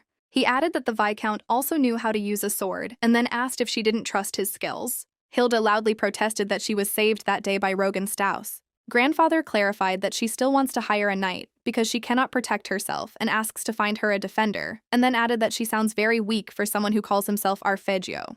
The Duke sternly declared that there was no need to look for a knight just for her sake, because no one would try to harm her unless it was a robber blinded by a few pennies. The girl thought about how tired she was of constantly hearing the name Arpeggio because the Duke didn't even know what those blinded by power had done. Hilda mentally told him that it was not robbers who attacked her, but his wife almost killed her. Without giving up, she said that he did not quite understand her correctly, after which she asked permission to explain again. Having received an affirmative answer from him, the girl said that she did not need a protector but a knight, to which he noted that he did not see any difference in this, asking her if she didn't just want to get a bodyguard who would protect her. The Duke's granddaughter confirmed that she did need protection, but firmly said that first of all, she wanted someone who would teach her how to wield a sword. Grandfather looked at her disapprovingly and asked if she really wanted to learn how to wield a sword. Sitting down in a chair, the Duke declared that this was absurd and asked what was good about a noblewoman wielding a sword. Hilda explained that if she learned to wield a sword, at least among noble ladies, she would become the most skilled in this matter. She stated that when it comes to the sword, then she, Lady Arpeggio, would be number one, because she should learn playing musical instruments, singing, or embroidery, like the daughters of other families, and then asked if the Arpeggios were the family that follows rules created by others, or a family setting new rules. The Duke looked at her displeasedly and assumed that she had decided to arrogantly test him using some small magical power. Hearing his words, she felt like a small bunny in front of a large and angry tiger. The girl understood that if she gave in, everything would come to an end, so she said that she was not doing this because she hoped for magical powers. Gathering her will into a fist, Hilda Arpeggio loudly declared that they believed in the influence of the Duke, who gave her the surname Arpeggio. The anger of the head of the family changed to mercy, which was reflected well on his interested face. His granddaughter continued to talk about how once the lady of their family picked up a sword, all the young ladies would soon do the same. There was an awkward silence, after which the grandfather announced that he would provide her with a knight. The joyful granddaughter thanked the Duke, to which he asked her to leave the room. Walking out the door, she exhaled easily. I thought that, fortunately, she did not die from nerves. Hilda imagined a knight who would take her side and protect her with his life. After some time, the Duke's granddaughter walked barefoot on the green grass, reasoning that she should have held back because she had nowhere else to go. She thought that she had always known that the Viscount was demanding and stingy with praise, but he was the only one who was on her side. Shortly before this, the guy very carefully tested her knowledge, saying that if the process did not lead to an ideal result, then it was useless. The girl argued that not all people can be ideal like him, and she is also an ordinary person. She loudly stated that instead of just telling her what she was bad at, she wanted him to also look at what she was good at, to which he replied that if he wanted to hear praise, he would ask the Duke to give her teacher who is generous to her. Seething with indignation, the girl pointed her finger at her teacher and said that he was a 0 as a teacher. After Hilda repeated her words again, she headed straight to the exit from the hall. To speed up, the girl simultaneously took off her uncomfortable shoes, to which the Viscount noticed that she could not walk around barefoot. Now she was thinking about whether she should apologize first, because this was the same academic stress that she had heard about before. Shaking her head with displeasure, the Duke's granddaughter decided that this time she would definitely not be the first to give up. She also firmly decided that from this day until the end of her life, she would call Rogan the king of the grunt demons. After thinking it over, she loudly shouted with all her strength that Rogan Staus was the king of the grumbling demons. Having shouted, the girl noticed out loud how her soul felt very light and serene. Suddenly, she heard uncontrollable laughter coming from the top of the tree next to her. Hilda saw that there was a guy with blue hair sitting on a branch who was laughing uncontrollably at her words about the grunt demon king. From wild laughter, the stranger began to fall to the ground, and in order not to see this, the Duke's granddaughter closed her eyes. Realizing what had happened, she approached the guy lying on the ground, hoping that he had not died. The stranger continued to laugh uncontrollably and loudly repeat her words. At the same time, Rogan Staus's butler came to him and asked him what he was doing. The man apologized, saying that the door was open, to which the Viscount asked him if something had happened. The butler said that it may not matter, but a servant from the Raycan family had arrived. He added that the servant, his face pale with horror, asked if their third young master had come to see them. The arrival said that on the way, he suddenly disappeared without saying a word, and no matter how much they looked for him, they could not find him anywhere. The guy became thoughtful and began to remember what he knew about the third young master of the Raycan family. Ilya Raycan was known in social circles for his unpredictable behavior. He was the complete opposite of Rogan, who insisted on the right path. The only advantage of Raycan's son was that he was excellent at fencing, but despite this, he was expelled from the Imperial Knights 6 months after joining, because with his character it was difficult to be subordinate to anyone. The Viscount calmly stated that the guy was old enough that he would certainly be able to find his way home. The butler said that the problem was that he was heading to their estate. Thinking about what a joker could have forgotten in their duchy, he suddenly realized that the Duke himself had invited him. His guess was quickly confirmed because immediately he heard Hilda screaming, running down the corridor towards him. The girl was almost on the verge of tears and screamed that some crazy person was chasing her. Rogan felt uneasy about the commotion, so he tried to make sense of her ramblings. The Duke's granddaughter hurriedly talked about how a strange guy had fallen from a tree in the garden, after which she said that apparently some madman had broken into their castle. The Viscount looked at the butler, indicating with his gaze that they had found a fugitive. Meanwhile, Hilda had already reached her savior, asking him to come up with something. The same stranger appeared at the door, who continued to laugh and say that she was a very fast lady. After catching his breath, he stated that she looked very much like a cute little but fast squirrel. The guy said that he heard the lady talking to herself in the garden, and in his opinion, she was as witty and smart as a cute squirrel, but the moment he tried to talk to her, she just ran away, so he followed for her. Hiding behind her teacher, the Duke's granddaughter, with fear in her voice, asked him not to come near her. The girl begged the Viscount to do at least something, because she believed that the guy was completely out of his mind. The stranger reported that he was completely normal and added that his mind was clearer and calmer than ever. He triumphantly declared that when he heard her voice, he understood everything at that very second. Getting down on one knee, the handsome young man announced that his whole heart longed for a lady. Hearing his words, Viscount Rogan Staus began to pierce him with his cold gaze. Deciding to stop the farce, Rogan loudly shouted that this circus was enough. He tiredly put his hand to his face, took a deep breath, and thought that he now had to explain everything. After a short silence, the guy said that it would be very difficult if they both started making so much noise in the mansion. The Viscount ordered the butler to escort the Raycan knight to the reception room, where he would soon arrive. Ilya asked if there was really a need to go to the reception room, since all the interested parties were gathered in the room. Seeing Rogan's cold gaze, he quickly changed his mind and asked the butler to take him to the reception area. When they left, Hilda, without looking into his eyes, asked if he would give him the opportunity to justify himself. As soon as she started talking about how a guy appeared out of nowhere, the Viscount picked her up over his shoulder and said that he was going to go and leave her behind the territory of the Duke's estate. The girl couldn't believe that he wanted to throw her out of the castle because she didn't think that she had angered him so much. Luckily, instead of throwing her off the estate, Rogan took her to Dorothy, who thoroughly washed her feet. After that, a new acquaintance came to her chambers, saying that it was time to formally introduce himself. He politely took her hand and kissed it gently in greeting, as was customary in high society. The guy said that he was the third son of Count Raycan, Ilya Raycan, and that it was an honor for him to meet her. Hilda reasoned that he turned out to be a normal person, after which she also introduced herself. Opposite them sat the Viscount, talking about how Lord Raycan is the man whom His Excellency the Duke hired for his granddaughter, so from now on he will help her and be responsible for her safety. The girl asked if he could be trusted, to which the knight replied that His Majesty the Emperor, who granted him the title of knight, could vouch for his abilities. Rogan added that Lord Raycan's fencing skills are so outstanding that he was knighted at age 8, so she can rely on him. Her teacher quietly added that at least this concerns fencing skills. The Viscount said that in any case, it was a great fortune for both of them that the Duke was not on the estate. He suggested that if he personally saw all the chaos going on, it would not bode well. The guy added that he ordered the servants to keep their mouths shut, but this incident will not be completely hidden, so it is better to prepare before the Duke reprimands. Elijah and Hilda both wondered what exactly preparation meant. Rogan said he was giving them until the end of the day to write a 5-page letter of remorse. He handed them the paper, but as soon as they looked at it, they both jumped out of their seats. Their hands were under each other on the table, but they did not notice it because they were shouting about why they should write an explanatory note.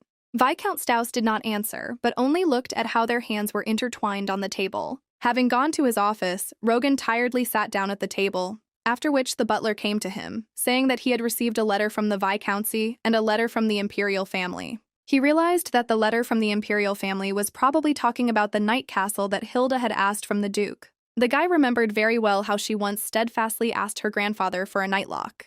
The girl suggested that since ceremonies were no longer held in it, she could buy it at half price. As he put the letter away in his jacket, the Viscount wondered whether the Imperial family had shown their generosity in accepting the bold proposal of a young lady who had just been added to the noble family's pedigree. The butler said that he re-spoke with the servants about the noise that had occurred during the day, because it seemed to him that it was bothering his master. Rogan sighed with relief and thanked him, after which the man laughed quietly. The butler noticed that Mr. Rogan, who had always been calm, began to get angry and show his emotions more often. Hearing this, the embarrassed Viscount said that in future he would be more careful with the manifestation of feelings. The man said that he did not talk about it in a negative way, but quite the opposite. He recalled that even as a child, Rogan was quiet and mature beyond his years. Sometimes the servants even worried whether he was trying too hard. The butler said that he was very pleased to see the current Viscount showing at least some emotion. There was an unexpected knock on the door, so the man hurried to leave the gentleman alone with his guest. At the door, he met the newly minted aristocrat Hilda, rushing as fast as she could. The girl embarrassedly handed her teacher 5 sheets of an explanatory note. Rogan sternly asked her if she had thought about her behavior, to which she replied that he would understand as soon as he read the note. The Duke's granddaughter was silent for some time, but it was clear from her that she was interested in a certain question. Unable to remain silent any longer, she asked what Ilya Rakin was like. The Viscount told her that many people regarded him as crazy, which greatly discouraged her interlocutor. Hilda couldn't believe that her grandfather put a psycho on her because it was supposed to be a reward, they were a punishment. She asked tensely why such a person agreed to become her knight. The Duke's granddaughter added that she had heard that others had rejected the offer, not wanting to grasp the rotten rope. The girl explained that it seemed that no one wanted to become her knight, believing that they would not receive any benefit from it. Rogan listened to her carefully and then asked if Knight Rakin had spoken about this. Looking at him carefully, she thought that her teacher looked more furious than she did.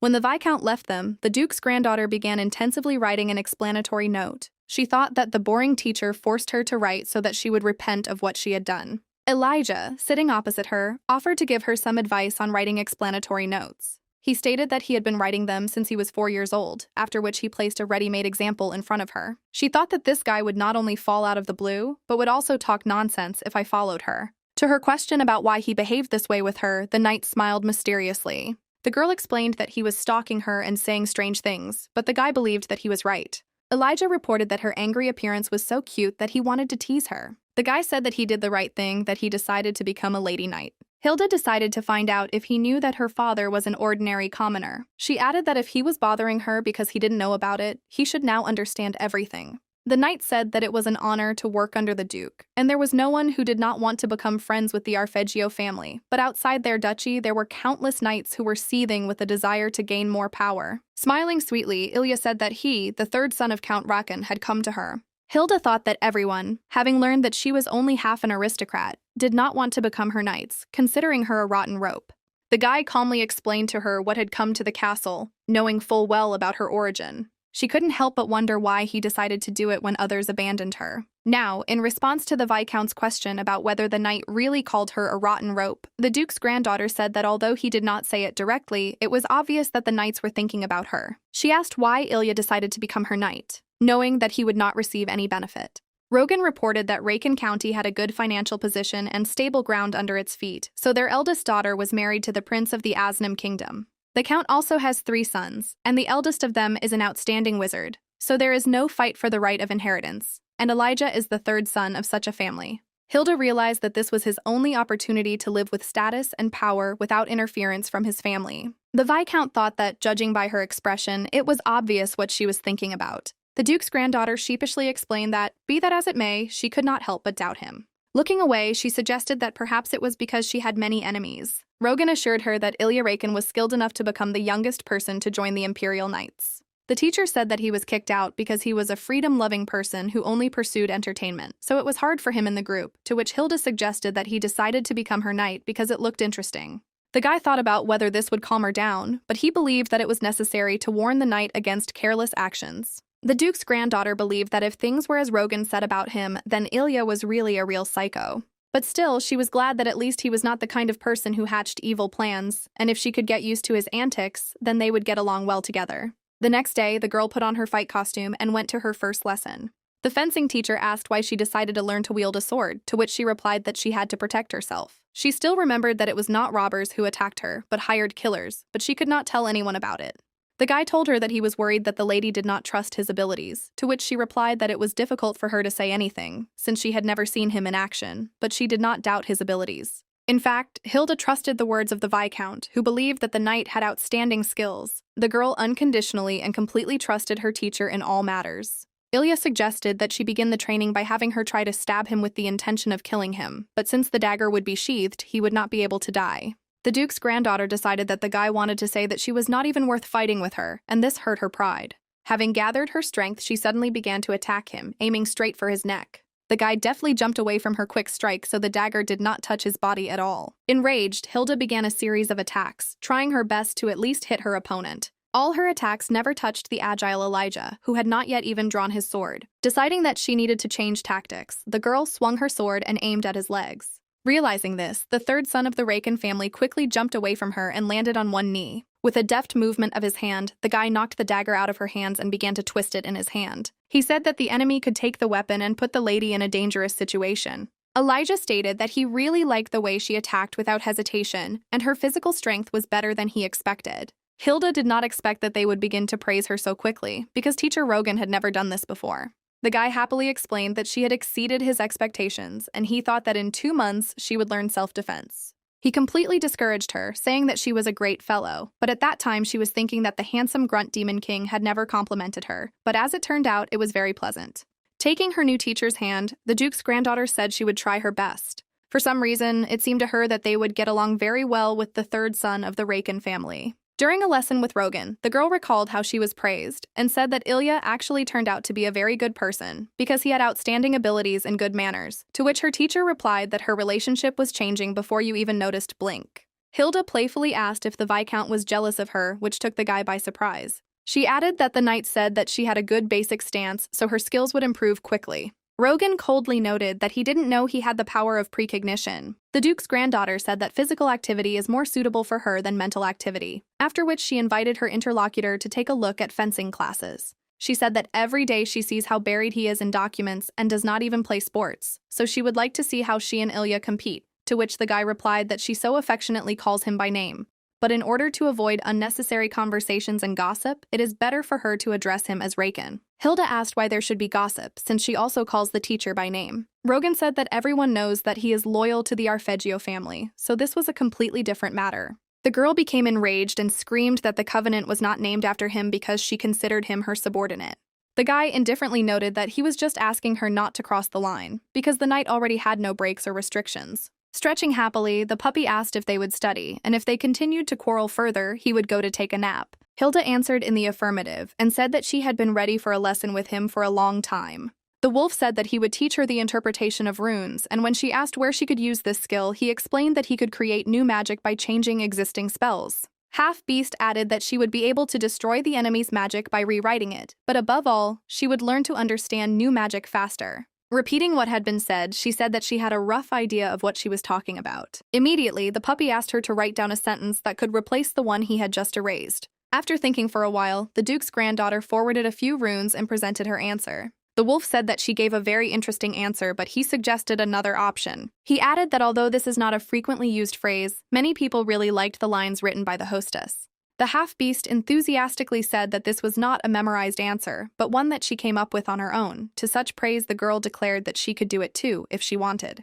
The Viscount informed her that she should not be arrogant just because she has strong magical abilities. He said that she cannot be satisfied with achievements of this level, so she must always evaluate herself humbly. After listening to him, Hilda again began to boil over from his grumbling, but asked if that was all he would say. She thought that he was always just rubbing shoulders with her instead of praising or sympathizing with her. The Duke's granddaughter thought it was natural for a perfectionist like Rogan to not be happy with it and want more, but she secretly thought they were getting a little closer. The guy dejectedly stated that he did not understand at all why she was capricious like a child. The girl went for a walk again to bring herself back to her senses a little. Looking around and realizing that no one was around, she screamed loudly that he would rather die than praise her once. Having shouted, Hilda again felt her soul become lighter. But this time she heard the ringing laugh of Elijah, who had been standing behind the tree all this time. He reminded her that since he was her knight, he must always be by her side for her safety. She asked if it was possible that when she was studying in the morning, he was also somewhere nearby. The guy happily explained to her that he was in the next room, because when Lord Stouse is nearby, he does not provide close accompaniment. When he asked whether he should be around when she was next to the Viscount, the girl shook her head negatively. The knight sat down on the ground and spread a handkerchief next to him, inviting her to sit next to him, saying that he assumed that the Fool and the Grunt Demon King were the same person. The Duke's granddaughter was greatly embarrassed by his pressure and said in a trembling voice that it was a secret. Elijah reported that Lord Stouse is truly a ruthless man, so cold-blooded that you will not see a drop of blood even if he is pricked with a needle. The guy noticed that because of him, the lady was getting too much study stress. Hilda sadly explained that she did not hate her teacher, to which the knight stated that he could understand that. The girl bowed her head and quietly said that she didn't want to intersect with him today, to which Ilya said that she didn't have to do this if she didn't want to. She added that, unfortunately, she had to have a dance lesson later, where she would have to listen to her teacher complain about her terrible sense of rhythm. The knight blithely suggested that she simply skip classes, and the Duke's granddaughter did not at all expect to hear such words from the lips of an aristocrat. Rising from the ground, Elijah invited her to take a walk, justifying this by the fact that Lord Stouse was not her boss. The Duke's granddaughter confirmed his words, but was clearly not happy with such a proposal. The guy explained that such a protest was just a cute prank because her teacher needed the opportunity to realize how unreasonable his teaching method was. She suggested that even if she tried to skip, I would be caught quickly, but the knight said that they could go outside the estate where her teacher would not find her. Deciding that she could leave the castle at any time, the girl asked if the knight would accompany her. Ilya smiled sweetly at her and said that he would kindly accompany her because after all he was her knight. While they were talking, he took a sparrow from a branch, but after their conversation, he let the bird fly freely. The guy extended his hand to his lady and invited her to escape from the castle with him. Hilda succumbed to his charm, took his hand, and completely trusted the chartering teacher. Elijah pulled her along, saying that they would only go where she wanted. At the same time, in the castle, the Viscount asked Dorothy whether his ward had really gone for a walk at such a time. He asked why she didn't notify him and if she really left all alone. The maid said that her mistress begged her never to tell anyone about this, but she left about an hour ago with Sir Raken. Rogan thought that since she was accompanied by a knight, there should be no security problems. But then he realized that this should not have reassured him. Dorothy could not answer his questions at all, so he thought that the Duke's granddaughter had run away so that he would pay attention to her. Deciding that all this was useless, he ordered the maid to notify him when her mistress returned. Until now, he had lived by strictly following a plan and working out future actions in detail, but he never thought that there would be a person who was so unpredictable. His thoughts were interrupted by the Duke's wife, who suddenly appeared in the corridor. Tarina reported that he looked very tired and told him that working a lot was good, but he also needed to rest. The guy thanked her modestly, to which she noticed that Lady Hilda had gone for a walk and asked why he did not go with her. The Viscount said that today she was accompanied by a knight, to which the Duke's wife clarified whether he really meant the knight whom his grace had brought. She slyly added that the Duke's granddaughter personally asked her grandfather about this. The woman asked which member of the Raycon family responded to his request, suggesting that it was the youngest son. Rogan said that the third son, Ilya Raken, had arrived, to which Tharina suggested that Lord Stouse was not having an easy time. The Viscount explained that no matter what kind of person he was, his main task was to ensure that no dangerous incidents occurred in the future, such as a bandit raid or attempted murder. There was an awkward silence in the corridor because the Duke's wife immediately realized that he suspected her. She said that recently he was very worried because of the attack of robbers that happened to his ward. The woman said that he was worried about the attempt on the life of a man who did not even pose a threat to anyone. But it seemed to her that the knight was a suitable match for the granddaughter of the Duke. The guy asked in surprise what she meant by the word suitable. Tharina explained that they were both freedom-loving, not subject to the general rules and manners of high society, and it was possible that Hilda just needed someone like Ilya Raken. The woman finished her thought by saying that the Viscount was not at all a suitable match for a newly made aristocrat. He knew that the Raken family was high enough to marry one of their sons to Arpeggio, and Ilya, their third son, was a man who could easily marry Hilda, who had the blood of a commoner. The guy assumed that if this really happened, then she would become an heiress, not to mention that she would be able to achieve the comfortable and noble life she dreamed of. But for some reason, the Viscount felt upset. Sitting in his office, he could not concentrate on the book lying right in front of him. The Viscount constantly replayed in his head the words of his student that he was a complete failure as a teacher. With annoyance, the guy realized that all the reasons for which he was nervous were somehow connected with Hilda. He was straightening his hair when he suddenly heard the puppy's voice saying that life was not easy for him. When asked by Rogan how long he had been in his office, the wolf replied that it was not long, but since his mistress had left the mansion, he needed someone with whom he could talk. Lounging on the sofa, the puppy asked if he really didn't know or was pretending to be a fool. The wolf explained that if he had simply allowed himself to give a compliment, she would have been pleased. The guy didn't think about it at all, so he asked how his compliments would help her, because praise makes people lazy and complacent. Scratching himself behind the ear, the puppy said that he didn't say that he should praise her for no apparent reason, but he could just tell her that she did well if she did a good job. The wolf asked him if the guy really didn't notice that he worked so hard on himself in order to receive more praise. And in general, there are no people who don't like to receive pleasant words addressed to them. Half-Beast said he feels like he's talking to a wall because it's so boring when he asks questions and Rogan can't answer them. The puppy added that it seemed to him that even if he ate it, he would not feel the taste. The Viscount finally realized that he was wrong and arrogant in thinking that he was the one she needed most to learn about the noble life, which led to him simply suppressing Hilda. At the same time, in the city, a girl was talking about how they would first earn some money. The knight asked in surprise whether the Arpeggio family was experiencing any financial difficulties. The Duke's granddaughter said that she was just in a hurry and forgot to take her wallet with her, but she really wanted to buy something in the city. Ilya offered her his money, but she said that it was not hers, and free cheese only comes in a mousetrap. She said that she had already gone through something like this, when someone gave it to her, saying that it was a gift, and then accused her, saying that she stole it when she married me. The knight asked how his lady Hilda was going to earn money. Without thinking, the girl immediately pointed towards the gambling table, on which several suspicious individuals were moving glasses. Watching them, the guy couldn't believe that they were about to play a game of chance. He tried to stop her, saying that this was pure fraud, but she noticed that he was apparently already familiar with the game. Ilya laughed quietly in embarrassment, which confirmed her assumption. Turning to him, the girl told him not to worry because she would double the amount he had in his hands. The knight chased after her, saying that she had just said that she would not use other people's money, but she was unstoppable. At this time, a sharper noticed them, thinking that another rich dupe had arrived. No one in this market knew what his trick was, but he invited everyone to try it anyway. After the Duke's granddaughter won a bunch of coins, she said that it was extremely fun and then said goodbye to them. Ilya was enthusiastically interested in how she was able to know that the cube would be exactly under a certain glass. She poured out a handful of coins and returned them to him, saying that this was his share. The girl began to explain that there were a lot of people around the gambling table, so there was a lot of noise. Watching the people, the sharper convinced people to bet all their money on one of the options. He ended up putting the dice into the bowl that no one had bid on. For this reason, Hilda waited until the very end and only then made her bet. And since she bet 100, she won an amount 3 times the bet. She added that it didn't matter where the dice were at the beginning, because eventually the guy would just move it with a deft movement of his hands. The girl said that a person will never be able to deceive anyone if he does not know how. The knight said that this was even more curious for him, after which he asked how she knew so much about such tricks.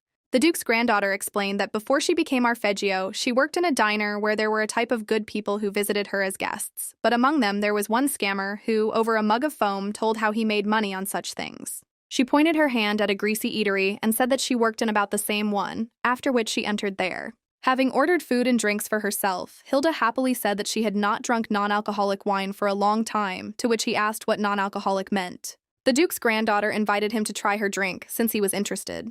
Having taken a sip, he wrinkled his face, which greatly amused his companion, to which she said that it was much better than real wine. While they were pleasantly discussing drinks, those around them looked at the strangers with disbelief.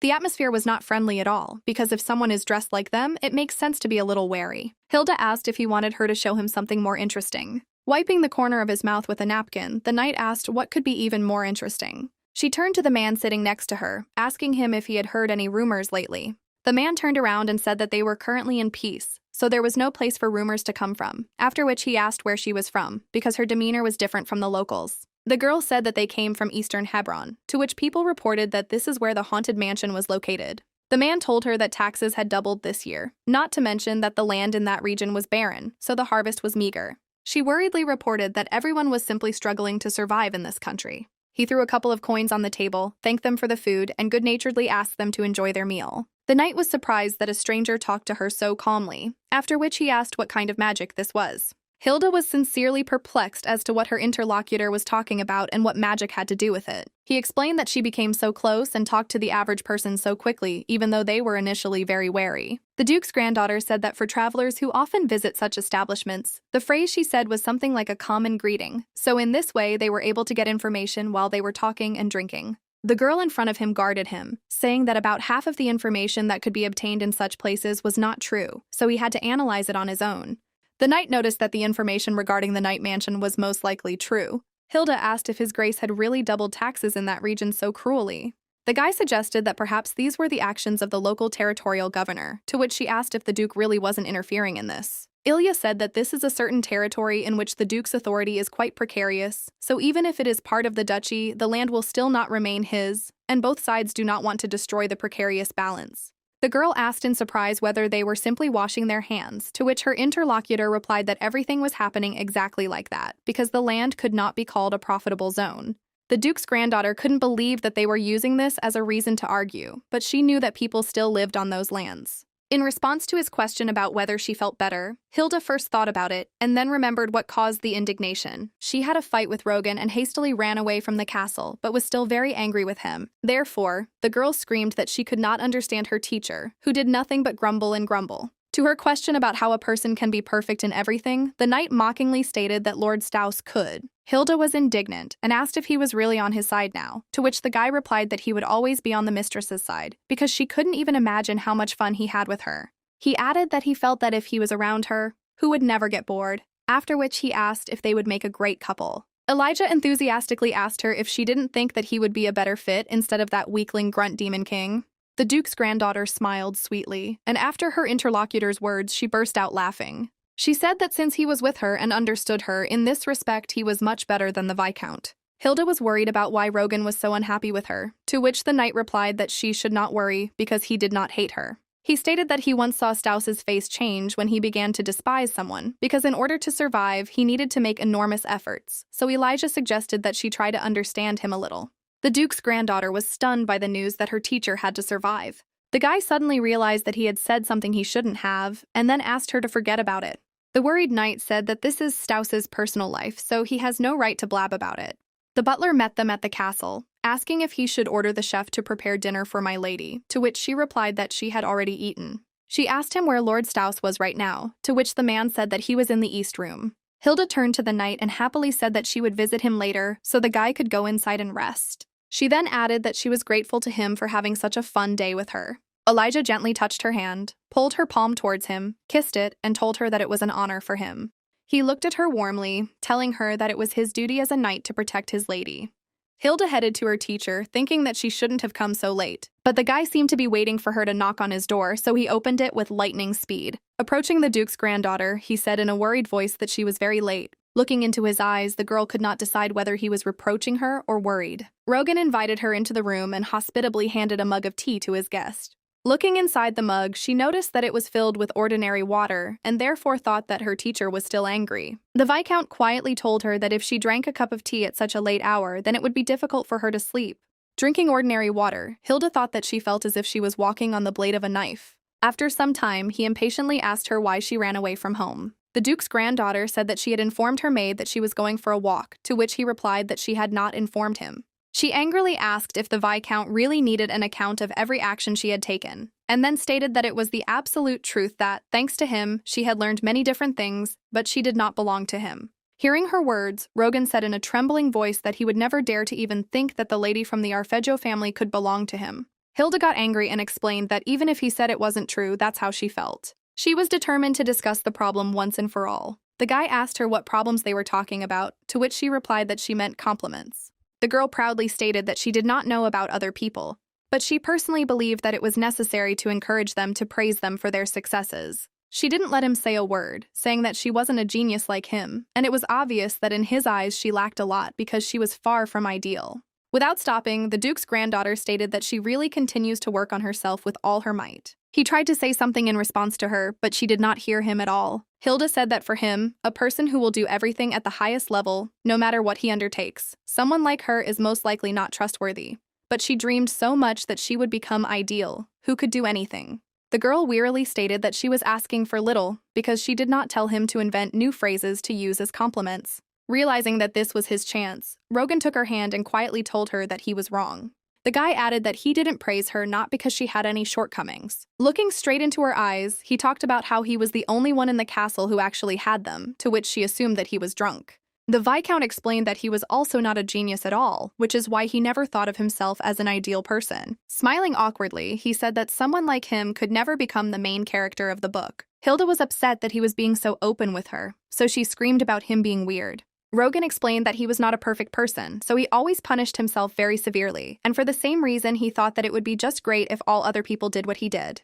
Looking at her carefully, he gently told her that she was doing an excellent job with her studies. He added that it could not be that he, who was closest to her, did not know this. To her question about whether he really thinks so, the guy answered in the affirmative. The Viscount assured her that he had always thought so. He was simply foolishly afraid that she would settle for mediocrity and lose the desire to improve, so he could not properly express himself in front of her. The guy sternly stated that from now on he would better express his feelings, after which he told her that she was doing an excellent job with such a difficult task. He got down on one knee in front of her and asked her to never disappear again without telling him. Rogan explained that this was definitely not because he considered her his property, but only because he was truly concerned about her safety. She revealed that she was with the knight, so there was no need to worry, to which he replied that the fact that the two of them just suddenly disappeared only increased his worry. Hilda looked carefully at her interlocutor and asked him why he was so worried, because Elijah was accepted to ensure her safety. For some time, an awkward silence hung in the room. The Viscount could not gather his thoughts. After overcoming his fear, he stated that he was worried because she was getting closer to Sir Raken, so she was relying on him more and more. The Viscount looked at her lovingly and said that he was worried that her heart would be stolen by him. The Duke's granddaughter playfully remarked that it all sounded like he was jealous of her knight. The guy looked at her in bewilderment and asked if he really wasn't allowed to be jealous of her. The next day, she watched Fiore getting ready for some trip. The girl came up to him and asked him if he was really leaving for his mansion. The man said that now that his son lives in the academy dormitory, there is no point in him staying in the castle. Hilda smiled sweetly and thought that every time the eldest son of the Duke sees a bald spot on his head, that is, he lets out a sigh that drives everyone crazy. She noticed that an entire carriage had been allocated for the dress, to which the Duke asked if she knew how many meetings would need to be held during the trip. The Duke's granddaughter replied that it didn't matter to her how many, because she didn't want one. Fiore explained to her that there would be more than 100 of them, and she would be required to wear a new dress for every single event. She asked in fear whether there really must be a new dress for every reception. The man put on his hat and angrily declared that she was too stupid for not understanding such things. He explained that if a person from the Arpeggio family wore the same dress more than once on a day, it would lead to uncontrollable rumors and questions about the Duke's welfare. Then Hilda asked, since they had such wealth, should they pay attention to false gossip, to which he replied that water wears away stones, and in the end, even ordinary tales are not capable of raising an entire castle to the ground. The Duke's granddaughter thought that no matter what, she thought that her bald uncle would sulk and mope, but in fact he suggested how it would be better. Fiore said that the tea meeting he had promised to hold for her would take place towards the end of the social season. The girl remembered their recent conversation and said that she was just about to talk about it. The man explained to her that at that moment everyone had gathered in the capital, so no one would attend the tea party arranged for her. Her uncle had talked about how he was looking forward to seeing how she would handle this on her own, without Staus. As she thought, Fiore believes that she intimidated Timo and extracted a confession due to the fact that it was all planned by Rogan, but since they used sound magic, it made sense. In any case, even if she was the one who put the plan into action, she actually received help from Rogan the puppy. There was no need for the girl to go out of her way to correct his misunderstanding, because for now she was targeting the position of successor, so it was to her advantage to make sure that her uncle was not afraid of her. The coachman announced that everything was ready for the trip, but before that the Duke's eldest son told her that he had heard that she had gone to the city with a knight. Hilda explained that I wanted to unwind a little and take a break from the hustle and bustle of school. The man quietly advised her to better watch her behavior, because her mother had fallen in love with a simple gardener, so he was worried about her behavior. The girl was indignant, saying that he was her personal knight, to which he stated that this was all because of the rumors that had reached him. Watching him leave, the Duke's granddaughter thought about what he had heard so that he dared to insult her like that. At the same time, Rogan and Ilya were having a conversation in which the knight assured his interlocutor that he was in no way jealous of his relationship with Hilda. He happily added that he had simply become a little closer to her thanks to this walk. The Viscount thought that his opponent was so noisy that it drove him crazy. The knight said that he believed that elegance was the confidence that one could be a little reckless. He declared that he completely understood his mistress and could confidently say that they understood each other perfectly. Approaching the Viscount as close as possible, the guy continued to say that when she experiences suffering and resentment because of her teacher, he becomes very sad. The knight caught the evil movement of the hand and realized that he had achieved his goal, and therefore said that, if you look at it from the other side, then his relationship with her is much closer than hers with her. Tired of all this, Rogan calmly explained to him that it would be better for him to keep his distance from her. Elijah dejectedly stated that he was saying something very sad, because one of them would still be with her. He then leaned over the table and asked if her teacher was jealous that he and she were so close. The Viscount looked at his interlocutor with puzzlement, not knowing what to answer in such a situation. After thinking a little, the guy said that he was just worried about his ward, and if they were connected by friendship, then that was great. But he warned that if a bad rumor spreads, Lady Hilda would immediately suffer. Ilya looked at the Viscount ambiguously. I don't understand how this could offend his mistress. The guy asked how two lonely people who have good friendships could give rise to bad rumors. Rogan gave him a stern look and stated that there was no proof that the knight would ultimately marry the Duke's granddaughter. He added that Hilda was the daughter of a commoner, and the Raken family would not want such rumors to spread. The knight thought that he could not understand whether his interlocutor was trying to hide his feelings about the fact that he did not want Hilda's heart to be stolen from him, or whether the otherwise smart Staus was actually an idiot when it comes to such things. Elijah asked with interest how he could know whether he would marry the Duke's granddaughter or not. He reported that she was the most wonderful and delightful girl. But since she was adopted into the Arpeggio family, the issue of her peasant blood was not at all an issue. And moreover, he was only the third son and was not interested in continuing the family line. The knight said that if you could marry a woman from the Arpeggio family, Thoros would gladly give him permission, regardless of her origin. The Viscount could no longer restrain himself and declared that he would not dare provoke Hilda with such a pretense. Elijah noticed that the polite Lord Staus was now saying rather rude things and had the courage to call other people's sincere words a pretense. Observing the worried expression on the Viscount's face, the knight stated that he understood his feelings of concern. He asked that if his feelings were truly sincere, could Rogan promise not to interfere in his relationship with her? The teacher understood that this was such an obvious provocation, but the guy continued to demand an answer to his question. He thought that perhaps his interlocutor was right, and he was simply afraid that his usefulness would someday disappear. The Viscount recalled the previous day, when after his words, Hilda rushed into his arms. Now he was wondering if there was some other meaning in her embrace that was inaccessible to him. Because the Viscount did not think enough about himself, who was unable to answer. About 10 days have passed since Fiore left the castle, and after that there were no major incidents. One day, the Duke's granddaughter passed by the chambers in which Thérène was talking about how once Hilda was ready as a society lady, they would have to introduce her to the other nobles. Having overheard the conversation, the girl realized that the Duke's wife was still wary of her. The girl understood that Thérène was trying to convince his lordship that she was not ready yet. She firmly decided that at the moment she was very different from herself in the past. In order to present herself as befitting a noble lady, she learned various manners and skills. She also often honed her dance for the tea meeting that she was having in the near future. The enormous amount of academic work she had to do in class was difficult.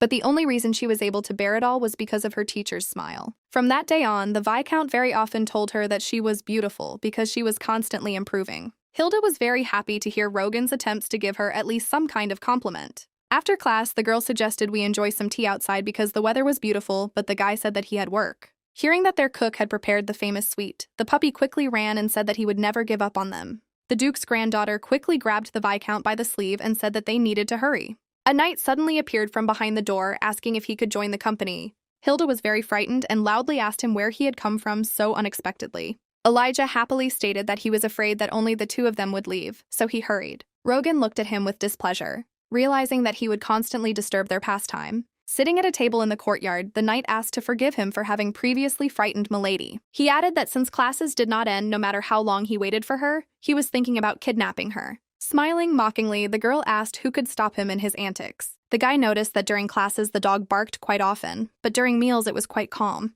In response to his words that the puppy looked like a wolf, the half-beast began to wag its tail uncontrollably, indicating that finally a person had properly recognized him. Hilda understood that due to the magic of sound, to Eli it would only sound like a dog barking. Having looked at her carefully, the knight asked where the hyperactive tomboy had gone from the lady, because she really looked like an elegant young noble lady. The girl smiled sweetly and explained that she worked very hard after the trip. She added that there are still many areas where she is lacking and her poetry is still a bit clumsy, and she also has an instrument to master. The knight tried to say that nothing bad would happen if she didn't learn something like that. The Viscount interrupted his words and declared that she simply must learn, starting today, and since her learning speed is incredible, she will learn to play the instrument before winter comes. Hilda watched happily as one of the guys talked about relaxation and rest, and the other suggested a hell of a schedule. Putting down a mug of tea, she said that during class, she managed to receive a compliment, and in the eyes of the knight, she looked like a noble lady, so she felt a little better, and now she would work on achieving her true goal. Elijah wondered if her goal was not to lead the luxurious life of a noble lady. Elegantly taking her mug, Hilda announced to him that she was going to become the heir to the Duke. The guy looked at her in surprise and asked if he understood correctly that she wanted to be the head of the duchy. The Duke's granddaughter carefully studied his reaction and was a little taken aback by his impudence. Looking at him sternly, she declared that she was a potential heir. Elijah said that he did not intend to belittle her abilities, but it seemed impossible to him that His Grace, skipping several generations, would appoint her as heir. The Viscount calmly explained that Hilda was the first person his lordship had directly named as heir.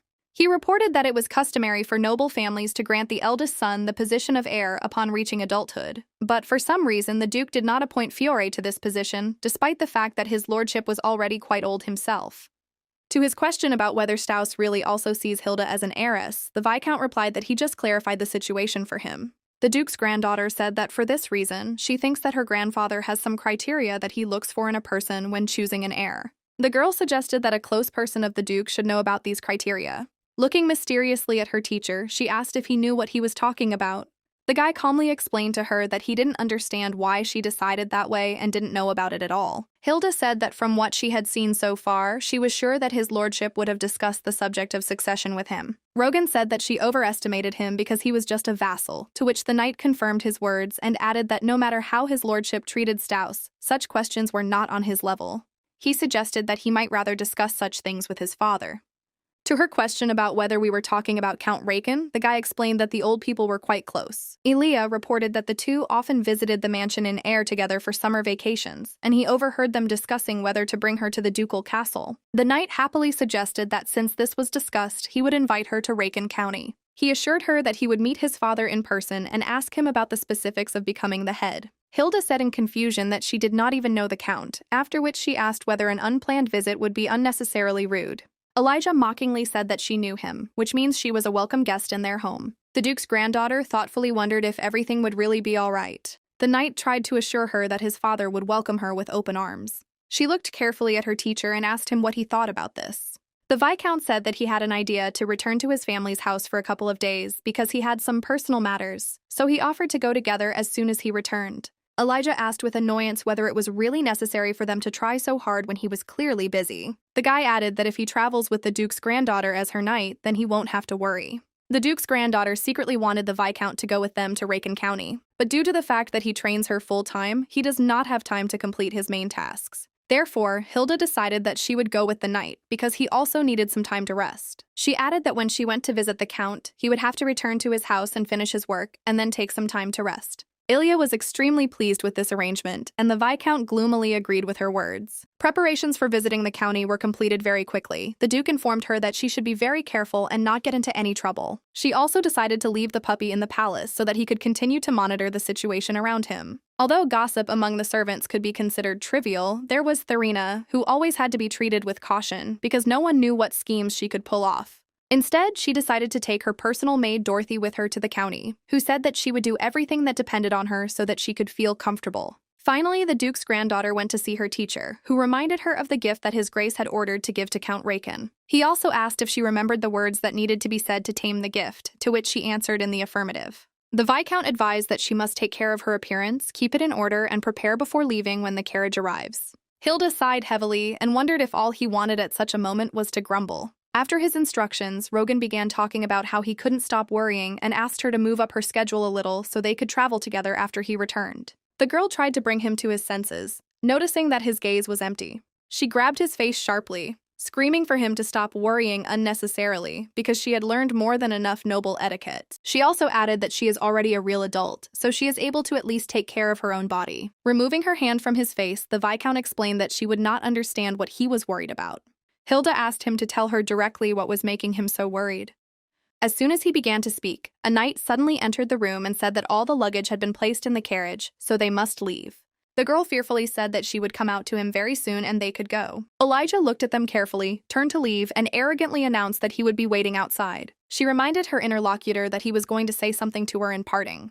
The Viscount interrupted her, took her hand, and said that all this was not important at the moment. He said that he believed that the conviction that she had made the right decision would not disappear. The girl did not understand why he suddenly started talking about her beliefs, but her thoughts were interrupted by a short kiss on her hand.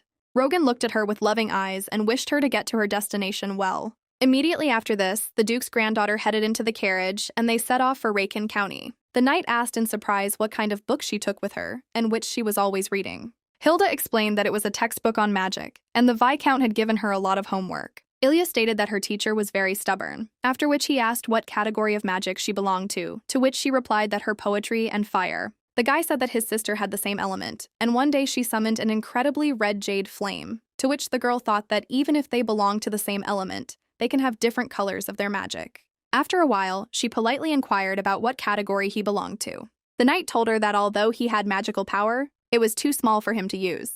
He added that it was for this reason that he trained as a swordsman since childhood. Soon the carriage arrived, the guy got out of it, shook hands with his companion, and announced that they had arrived at the mansion of the Raikin family. Once at the mansion, they were immediately greeted by a huge retinue of servants who greeted them joyfully. The butler reported that they had already prepared quarters for the arrivals on the second floor of the south wing. After some time, the knight's parents began to come down to them, rejoicing that he had finally arrived.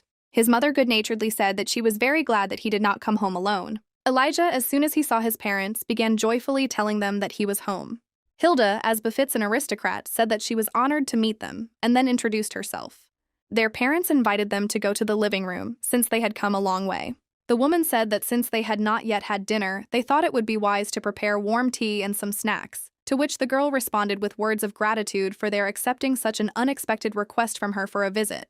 The knight's mother reasoned that this was not unexpected, because they really wanted to see her. But on the other hand, they were worried about the uncomfortable situation their son had put her in. The man explained that they were worried that their disobedient son would offend his grace while in the dukedom. As she sat at the table, Hilda thought that they seemed like a family with an irresistible affection for each other, which was so different from the dukedom. The duke's granddaughter said that, contrary to their fears, she was receiving good help from Sir Raikin, and his lordship also valued his skills very highly.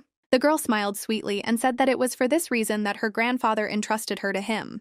The knight's father thanked her for such flattering words about their third son, Ilya. She added that if he thinks that her words are just empty flattery, then it will upset her very much. Hilda announced that Duke Arpeggio had sent them a gift to express his gratitude and further strengthen their relationship, to which the father replied that she would tell his grace that this was a very valuable gift, and he would soon pay a visit to the ducal castle to personally thank you. The duke's granddaughter said that when his lordship learns that the count joyfully accepted the gift, he will be very happy. The knight's parents were positively beaming with happiness that such a beautiful lady was sent to them. After some time, Elijah clarified how it happened that he was accompanying a beautiful young lady and his brothers were not in the mansion. He continued to say that the two older brothers were in Count Ergo's rest house, but should return to him the day after tomorrow. Then the guy moved closer to the girl and whispered in her ear that the second son of the count and his brothers were good friends. The knight stated that he would like to introduce the lady to his brothers, so they must stay in the castle for at least 4 days. Hearing this, the duke's granddaughter said with horror that she could not place such a burden on them. Countess Rakana said that the girl should not think that she would be a burden to them, to which Hilda said that if she bothered them for too long, it would make her heart skip a beat. The woman assured her that after her daughter left the mansion, she often felt a little lonely, so she offered to stay as long as she could to keep her company. The guy quickly picked up his mother's words, after which the countess stated that while she was here, she could make herself as comfortable as possible, as if this were her own home. Hilda was perplexed because she always thought that all nobles bowed down to those of higher rank, and that they acted overbearingly, treating others as they saw fit. But she saw that the Raikin family looked very compassionate and good, unlike the Arpeggio family. The duke's granddaughter thought that if the Viscount also came and received such warm hospitality, it would be wonderful. She said out loud her gratitude that they were happy to invite such an immature girl to their mansion, after which she said that if she showed any part of her character that would behave badly while here, she would be very grateful if they will consider it a sweet mistake. The next morning, Hilda woke up with the thought that she had not been allowed to sleep for a very long time. The first thing she did was open the window so that fresh air could come inside, and she thought that this was exactly the noble life she had always dreamed of. In the ducal mansion, her whole day, starting from dawn, was scheduled minute by minute. The girl understood that such a relaxed life in the count's mansion was not so bad.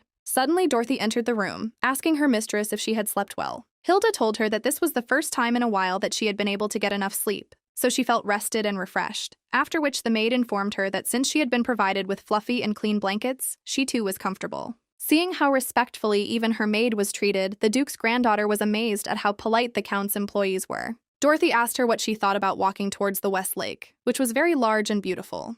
The maid added that this was an ideal distance for a walk, so the Countess could often be seen at the lake on fine days, to which the girl replied that they would certainly do so. At the exit from the room, a knight was waiting for her, asking her if everything was fine, to which she replied that it was a very comfortable night. He said that he ordered her to prepare breakfast and serve it in the room with the best view. He was waiting for her to have breakfast together, but she slept for a very long time, so whales began to sing in his stomach. To her objection that he should have woken her up, the knight replied that the longer the wait, the higher the expectations, so he decided that waiting was not such a big problem. Laughing, Hilda suggested that they hurry up and enjoy breakfast, thinking that her teacher should learn some nice language from him. Heading to the refectory, the guy said that his father had some business, so he left at dawn, saying that he would listen to her story as soon as he returned in the afternoon. The girl suddenly stopped, to which the knight asked if something had happened. She explained that she did not know that he could request an audience in advance, and then thanked him for his help. Elijah said that this was a matter of course, and added that he would accompany her even in his own home.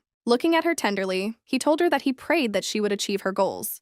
Before the audience, Elijah's words were running through her head that his father really liked her, so she shouldn't worry, because even if she doesn't get the answer she wanted, you shouldn't be disappointed. She understood perfectly well that even if the Count met her without any prejudices, he was still an aristocrat. Therefore, if she asked him the reason why the Duke had not yet decided on his heir, it was essentially the same as saying that she, whose blood was mixed with the blood of the peasants, was applying for the position of successor. Hilda remembered her teacher's words that she should not compare herself with others, but that she should become the most educated, graceful, and broad-minded than anyone else. At first, the Viscount's words upset her, but now, thanks to his words, she could behave as a noble lady should. The Duke's granddaughter gathered her courage to take another step forward towards her goal. The knight's father greeted her friendly and told her that if something caused inconvenience, she should say so. The Duke's granddaughter said that she really spends her time comfortably because everyone shows her tender care. The man asked her why she came, because for some reason the eternal talkative son did not bother to say about it. The Count said that he had no idea why she wanted to meet with him to talk. Hilda began to talk about what she had heard from the knight, that he and her grandfather were very close, to which he answered in the affirmative. The girl firmly stated that for this reason she thought that he knew the answer to her question. Not daring to hesitate, she confidently said that she wanted to know by what criteria the Duke chooses the future head. Hearing her question, the man involuntarily laughed, after which he took a deep breath. After just a few seconds, he looked at her firmly and stated that he was also interested in this question. The man asked whose support she had, since she came to him with such a question. Hilda realized that he believed that there was someone behind her who wanted to become the head of the duchy, but he did not take into account the fact that she herself would strive to become a successor. The Count asked in surprise why she was asking such a question to him and not to anyone else. The Duke's granddaughter reported that she had inherited her mother's incredibly magical power, thanks to which she became a member of the Arpeggio family. She also survived a stay in the Night Mansion, which most nobles are even afraid to approach, after which she said, "Does he really think that someone like this is not her unable to become an heir?" The man looked at her carefully and changed his anger to mercy, saying that this was not what he meant at all. He added that he was rather concerned that she was a young lady and her opponents were not powerful in the region. The Count explained that she had no need to choose such a difficult path because of youthful maximalism. The knight's father said that a safe and comfortable life was already guaranteed for her because she could choose a path in which she would be loved and protected, and which was ideal for her, to be the wife of a nobleman. He didn't keep her waiting long and went on the offensive, asking what she thought about her third son as a potential husband. Yes, Hilda immediately understood why the Count's people were so kind to her, but she told him that she was grateful that he saw her in such a positive light, but marriage was a distant future for her. The Count said in all seriousness that the early bird gets the worm, and the girl thought that this was a very ridiculous comparison. She reminded him that she had yet to make her debut in high society, so she didn't want to go through the awkwardness of marriage proposals just yet. The man said that he believed that marrying his son and joining the Count's family could be a great chance, but decided to assume that his son was not her type. Hilda understood that this was not the case to get married so recklessly. She knew that if they considered the conditions, the third son of a Count's family and a lady from Arpeggio, with a mixture of noble and commoner blood, would form a fairly balanced couple. The Duke's granddaughter said that their son is a wonderful person, but she does not think of him as a marriage partner. The Count said that from now on she could start thinking about her knight that way. The girl asked if he knew that she was the daughter of Ruzia Arpeggio. Her mother, who even gave up her noble position to avoid a marriage she did not want, had powerful magical powers, perhaps due to the fact that she was a noble lady and did not seek to seize power. Although the three of them were a happy family, they often had difficult times. But if her gardener father had been accepted as a member of the family, then everything would have been different. Hilda thought that in such an ideal case, her parents would be next to her. The count said that she had inherited a lot from her mother, after which he suggested that she missed her very much. The girl explained that this was really true because she lost her parents, who passed away very early, but they loved her madly, and their love for each other was simply stunning. Looking straight into his eyes, the Duke's granddaughter announced that she wished to sincerely love her husband. They would only be with him based on the interests of the ducal family.